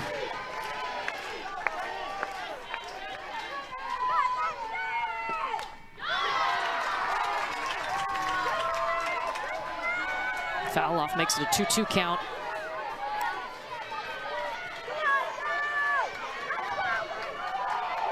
South Carolina has only had 1 runner in scoring position today. Lelio is at first right now.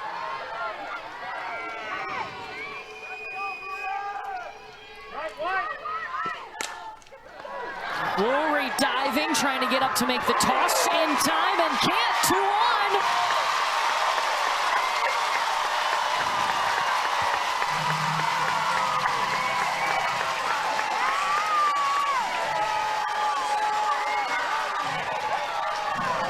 Lexi Winters trying to fire up the squad.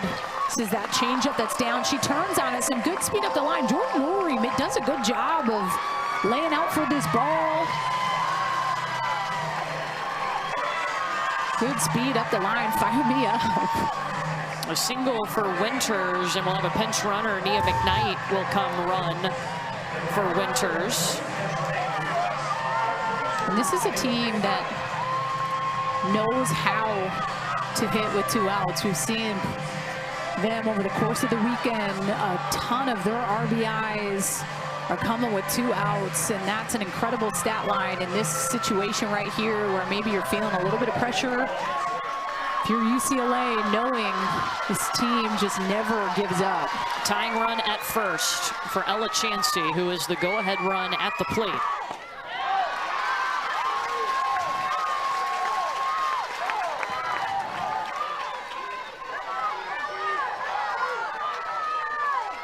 Singled in the 2nd inning.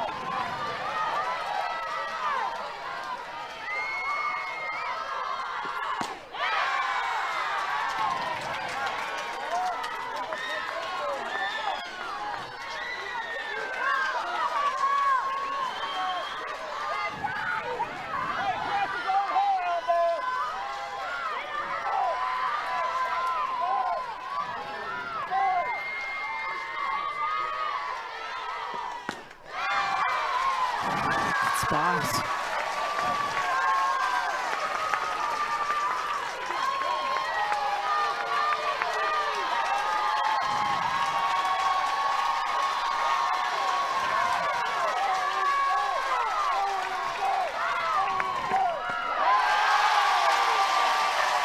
Upstairs for ball 3.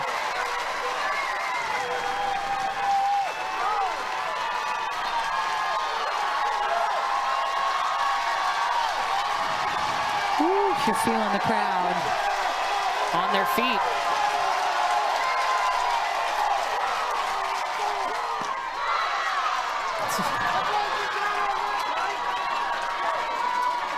Full count. You see just a smile on Kelly Inouye Perez's face. The dugout. Woo! Remember, Ramirez and Tinsley call their own game.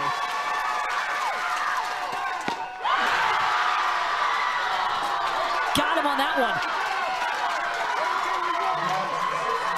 South Carolina had the tying run at first, and Taylor Tinsley enters the game, and she's got so good in that leadoff spot. She really is a tough out, has some power, speedy. And Joy Hurd still working in the circle, entered in relief in the 5th. Sam Gress getting the start today, after South Carolina yesterday was 1 out away from the Women's College World Series. But Jordan Woolry walked it off with a 2-run home run. Sam Gress getting herself warm just in case. This season, after 6 innings, UCLA 22-1 when leading. South Carolina 2-7 when trailing.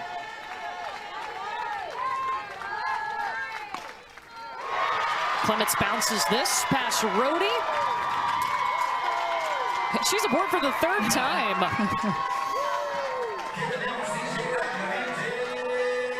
Yeah, you just think about how dangerous the top of the lineup is for UCLA. Really, I mean, I know 1 through 9, they're tough, but just with Clements and how she's been swinging it, and Savannah Pola and Jordan Woolery, that home run yesterday to just her offensive production today.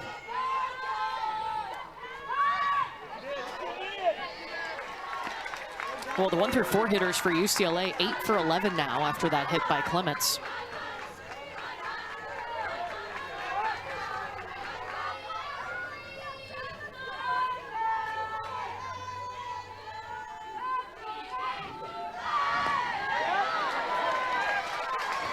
Good pitches by Jory Hurd. That's back-to-back bunt attempts by Pola. Now she's ahead. Be smart about where you're pitching her. Honestly, to me, she is the hottest hitter in this lineup. Her plate coverage is awesome. She's just done a good job over the course of the last couple weeks of being so consistent for them in the 2 spot. Got to be smart.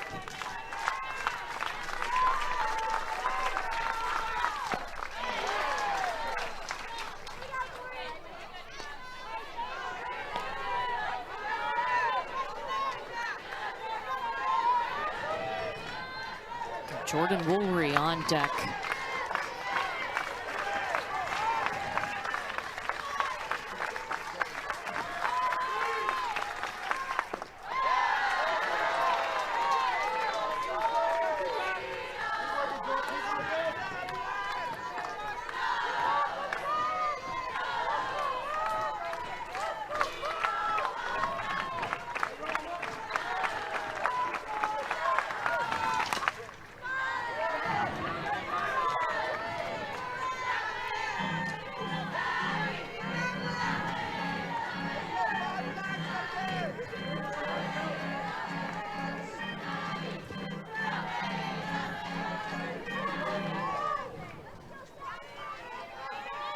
Ball and 2 strikes now to Savannah Pola from Hurd.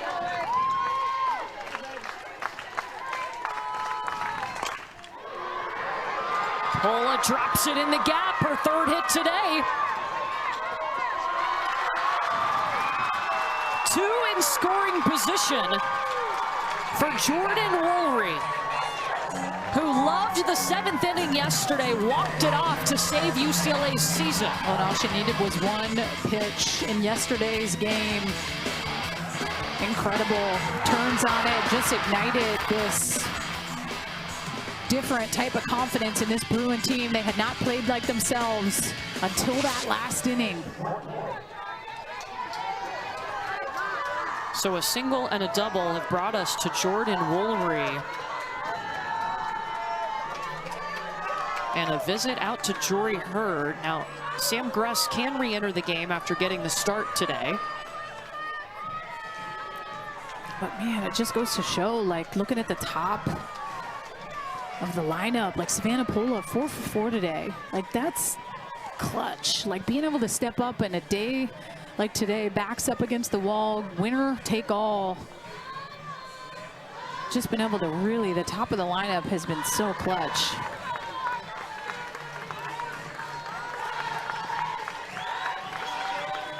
Yeah, and I know you have a base for Jordan Woolery, but then Megan Grant's behind her. Oh, we got none outs. It's, yeah. You definitely want to be smart. I get it if they were wanting to kind of put her on. You could do a force at any base, but yeah, you pick your poison here with Woolery or Grant. Jordan Woolery has 2 RBI singles today, bringing home both of UCLA's runs.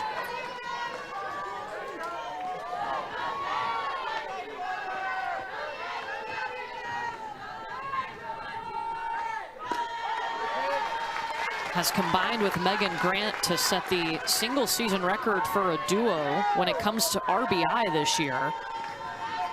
In fact, she herself just 5 RBI away from tying the single season record set by Stacey Newman.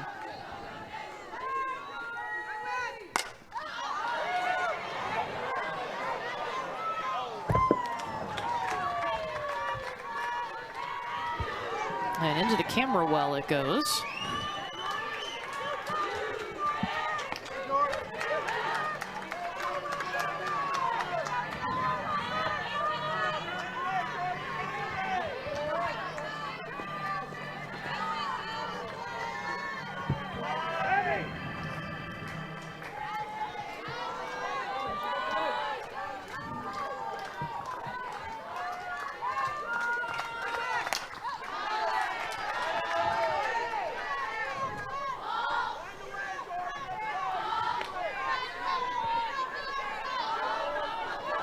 Coach Fernandez has taken on a bigger role with the hitting this year.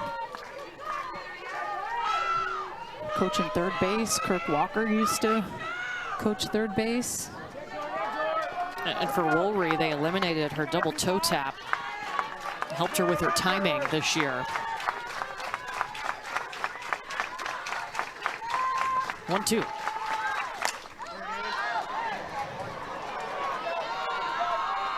Rhodey tracking it, and she's retired. Runners stay at second and third.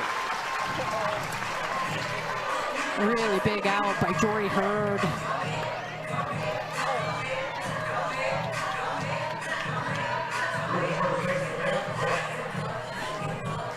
But the 1-2 punch continues because it's Megan Grant, and they've told us, you know, you see one person do one thing, yeah, I can do that too. It's like a friendly competition.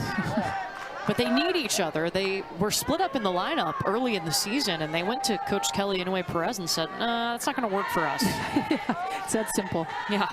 She was like, okay, whatever you need. But I think they're going to just kind of put her on as well,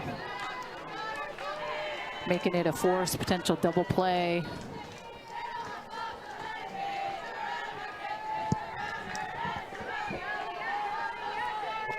This will be the second time they've intentionally walked Megan Grant today to get to Riley Slimp, who's 0 for 3 on the afternoon.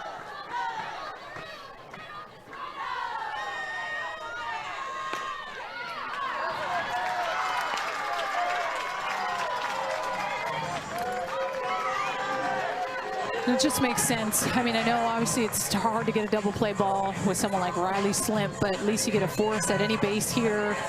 Certain players in a lineup you don't want to beat you when you need the score to stay somewhat close to what it is, and Megan Grant is that.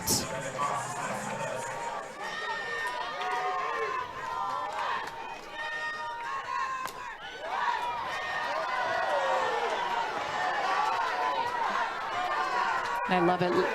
Winter is still communicating with the umpire behind the plate on where it's missing. Love that that has not stopped.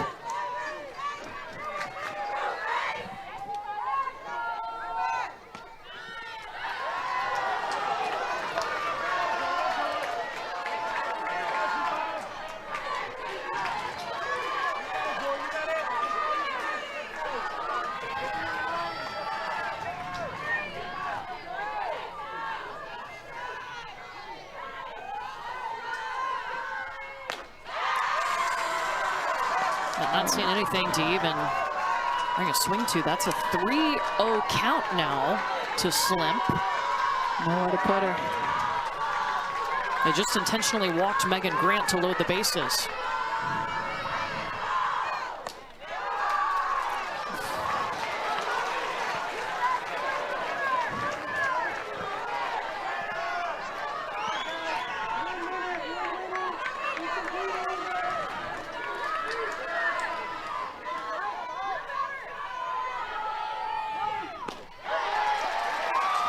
Worked it back full.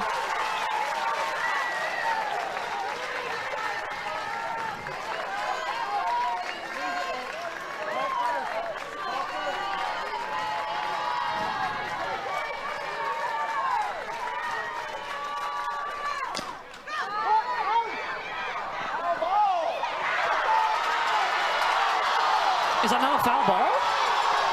I mean, I didn't see the umpire make any call. No, made no move. The umpire at third puts his hands up and said foul. Where's the communication?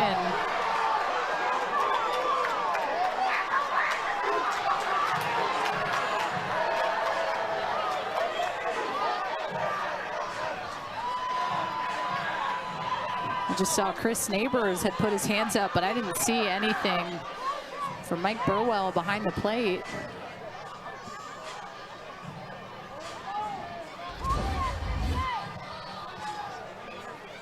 Big pitch, right? 3-2, Slimp goes for it.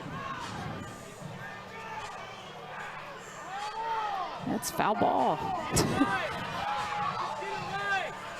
Should be the one that tells us. Yeah, looks like it. I mean, unless it hits a little bit of chalk court.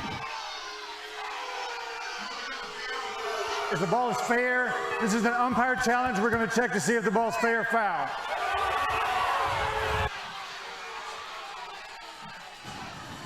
Now, watching it live, I thought it was foul. I did too. And when we had kind of the close-up, I'm looking to see if there's any chalk or look of it even touching that line, right? If it touches the chalk line, you get a fair ball, but geez, the base is loaded, almost kind of swing and buntish.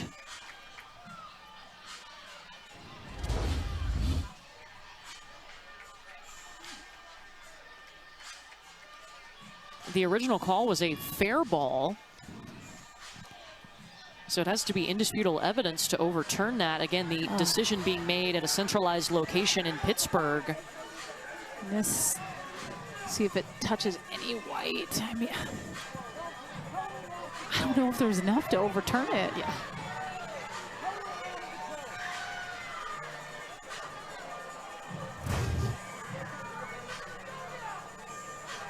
Call in the field was a fair ball.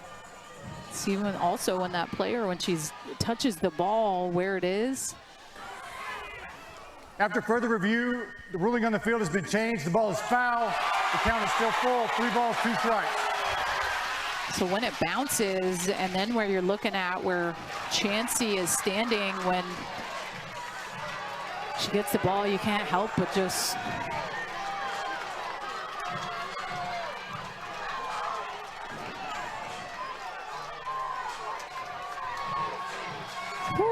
So full count, bases loaded for Riley Slimp, looking for her first hit today. 1 away.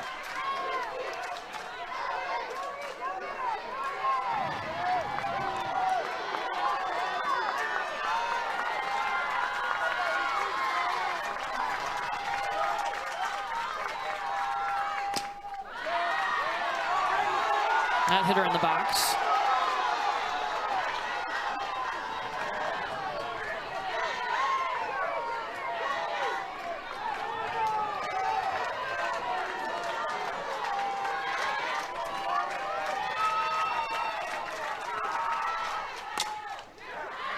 Sneaks past the defense. UCLA brings 1 run home. Looking for 2. Diving in is Paula. And Megan Grant is safe at third. Slip to second.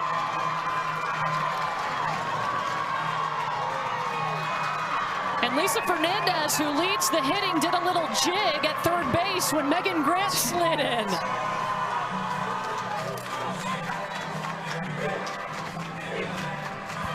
when the defense is in because its base is loaded, she turns out a pitch, she uses the ground to her advantage, and because everyone's pulled in, it's able to get right by Shelton. Some more insurance runs here, for UCLA.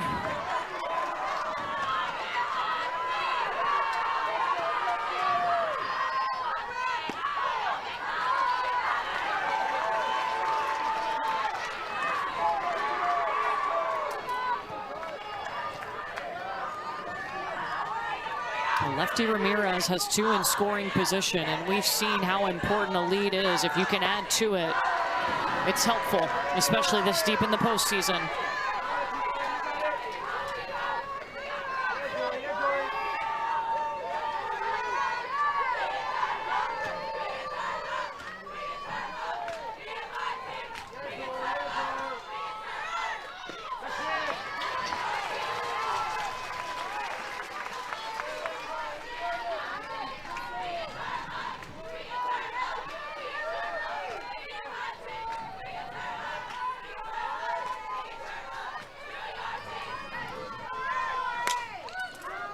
Ramirez, it's to shallow center. Drops in right on the grass. Megan Grant comes home.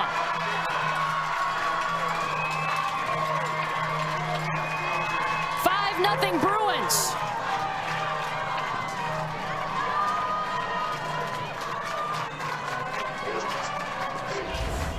Definite turn of events here. Lilio slips a little bit in center. That slight little slip, that still would have been tough for her to get to, but kind of right in the Bermuda Triangle. Finds some green and more runs up on the board here for UCLA. And runners will be on the corners for Kanaya Bragg.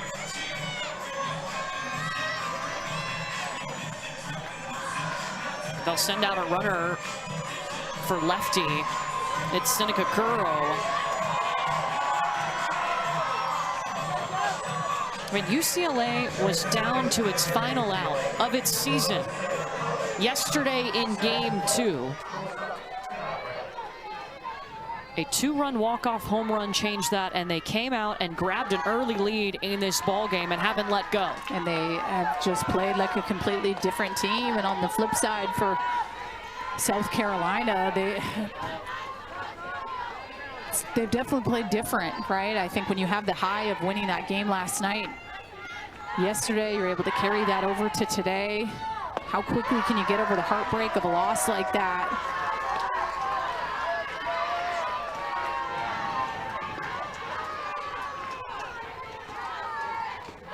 Gamecocks will be able to grab the bats in the bottom of the inning, but still just 1 out here, and UCLA is adding to their lead. They've plated 3 here in the top of the 7th.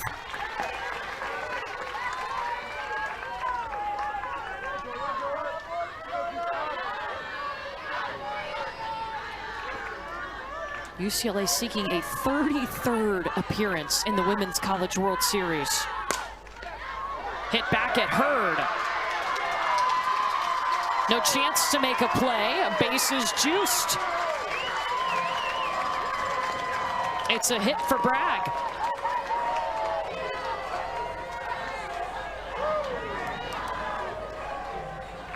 UCLA started off this inning with back-to-back hits. A single by Clements, a double by Pola. They intentionally walked Megan Grant, and then Riley Slimp sent 2 home.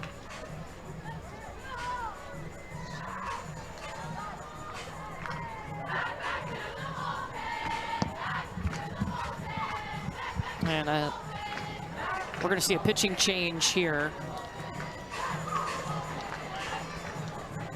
It's Neely Lamb who's running from the bullpen into the dugout for South Carolina. An arm that we have not seen all weekend for the Gamecocks.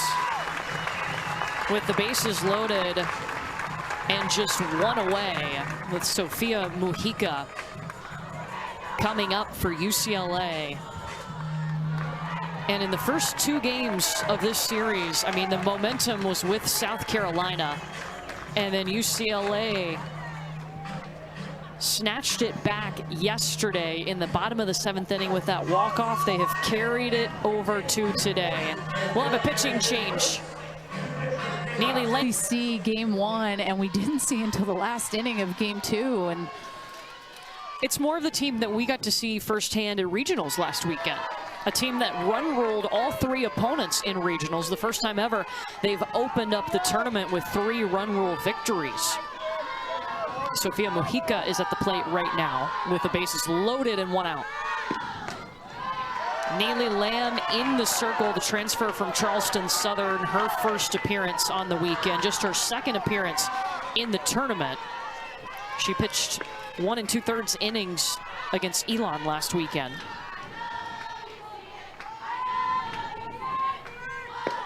And she has a good chunk of innings on the year.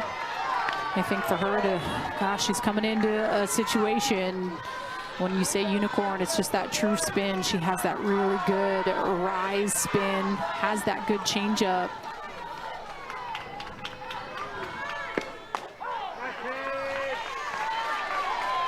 We'll talk about a pressure cooker she's coming into. And facing Sophia Mujica, who does have 2 grand slams this season.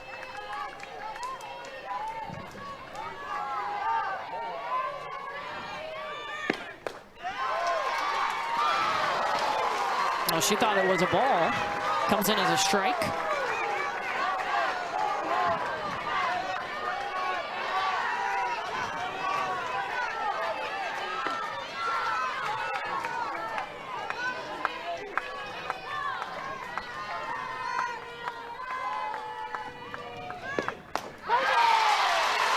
And instead, it's a strikeout.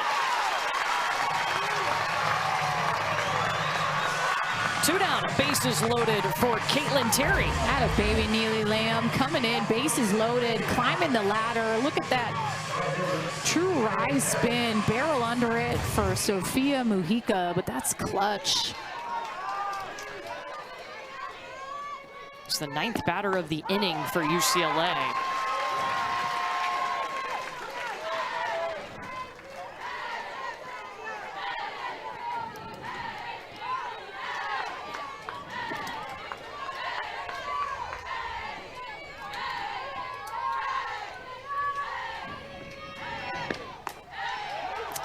That's a good pitch.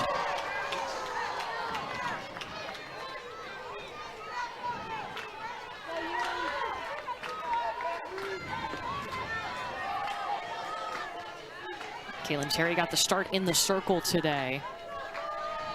Outstanding, totally different than our start on Friday. Vincent has it. And it's the last chance for South Carolina's season. UCLA trying to hang on here. They're seeking to advance for the 4th time to the World Series when dropping game 1 of Super Regionals. South Carolina, a lot of work to do. Brooke Blankenship will lead off. It'll be 6, 7, and 8 due up with everything on the line for the Gamecocks.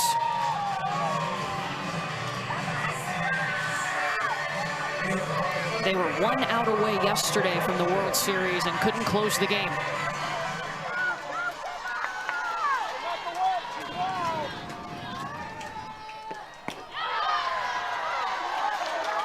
And the first pitch strike coming in for Taylor Tinsley, who entered this game in the 6th inning after Caitlin Terry got the start.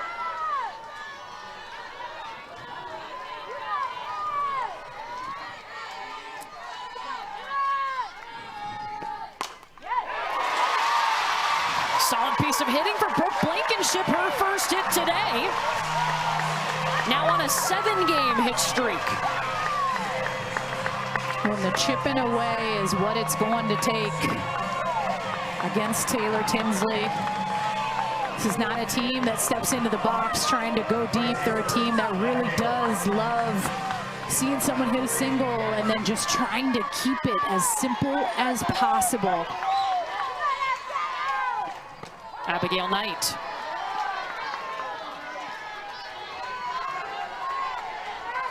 Seeking her first hit today.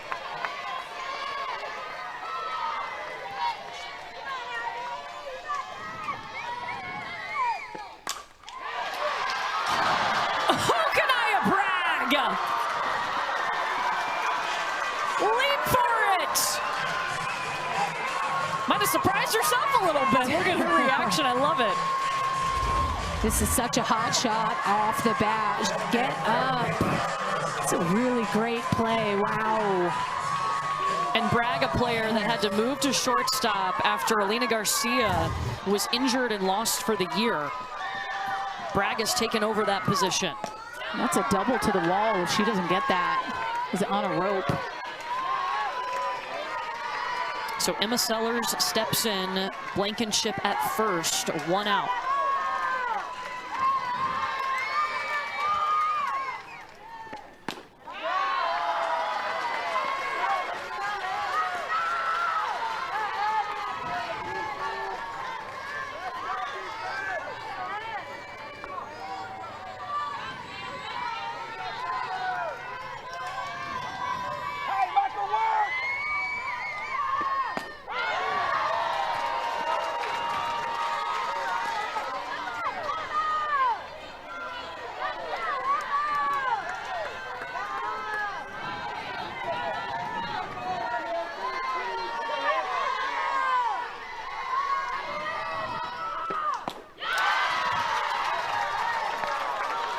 2-2.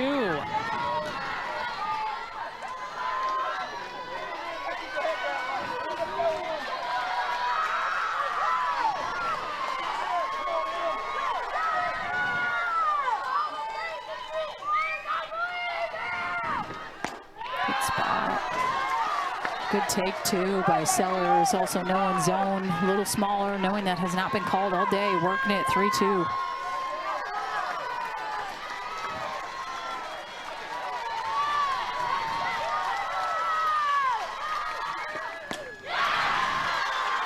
Strikeout for Tinsley.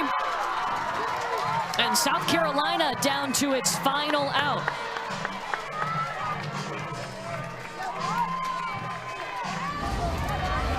Taylor Tinsley just owning that up and in. Rise ball in the inner half, just climbing the ladder, no doubt.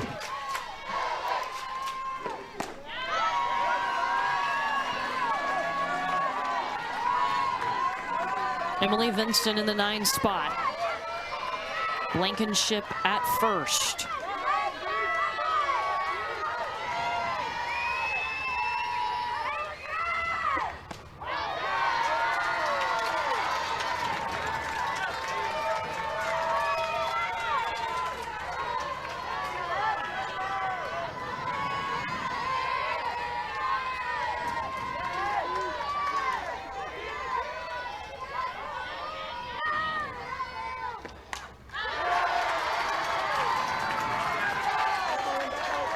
Gamecocks down to their final strike.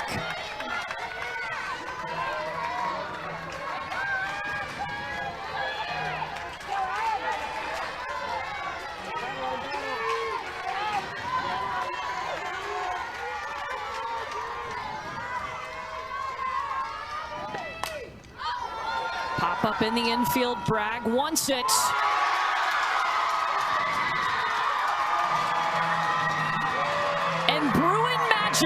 For the 33rd time has carried them back to the Women's College World Series.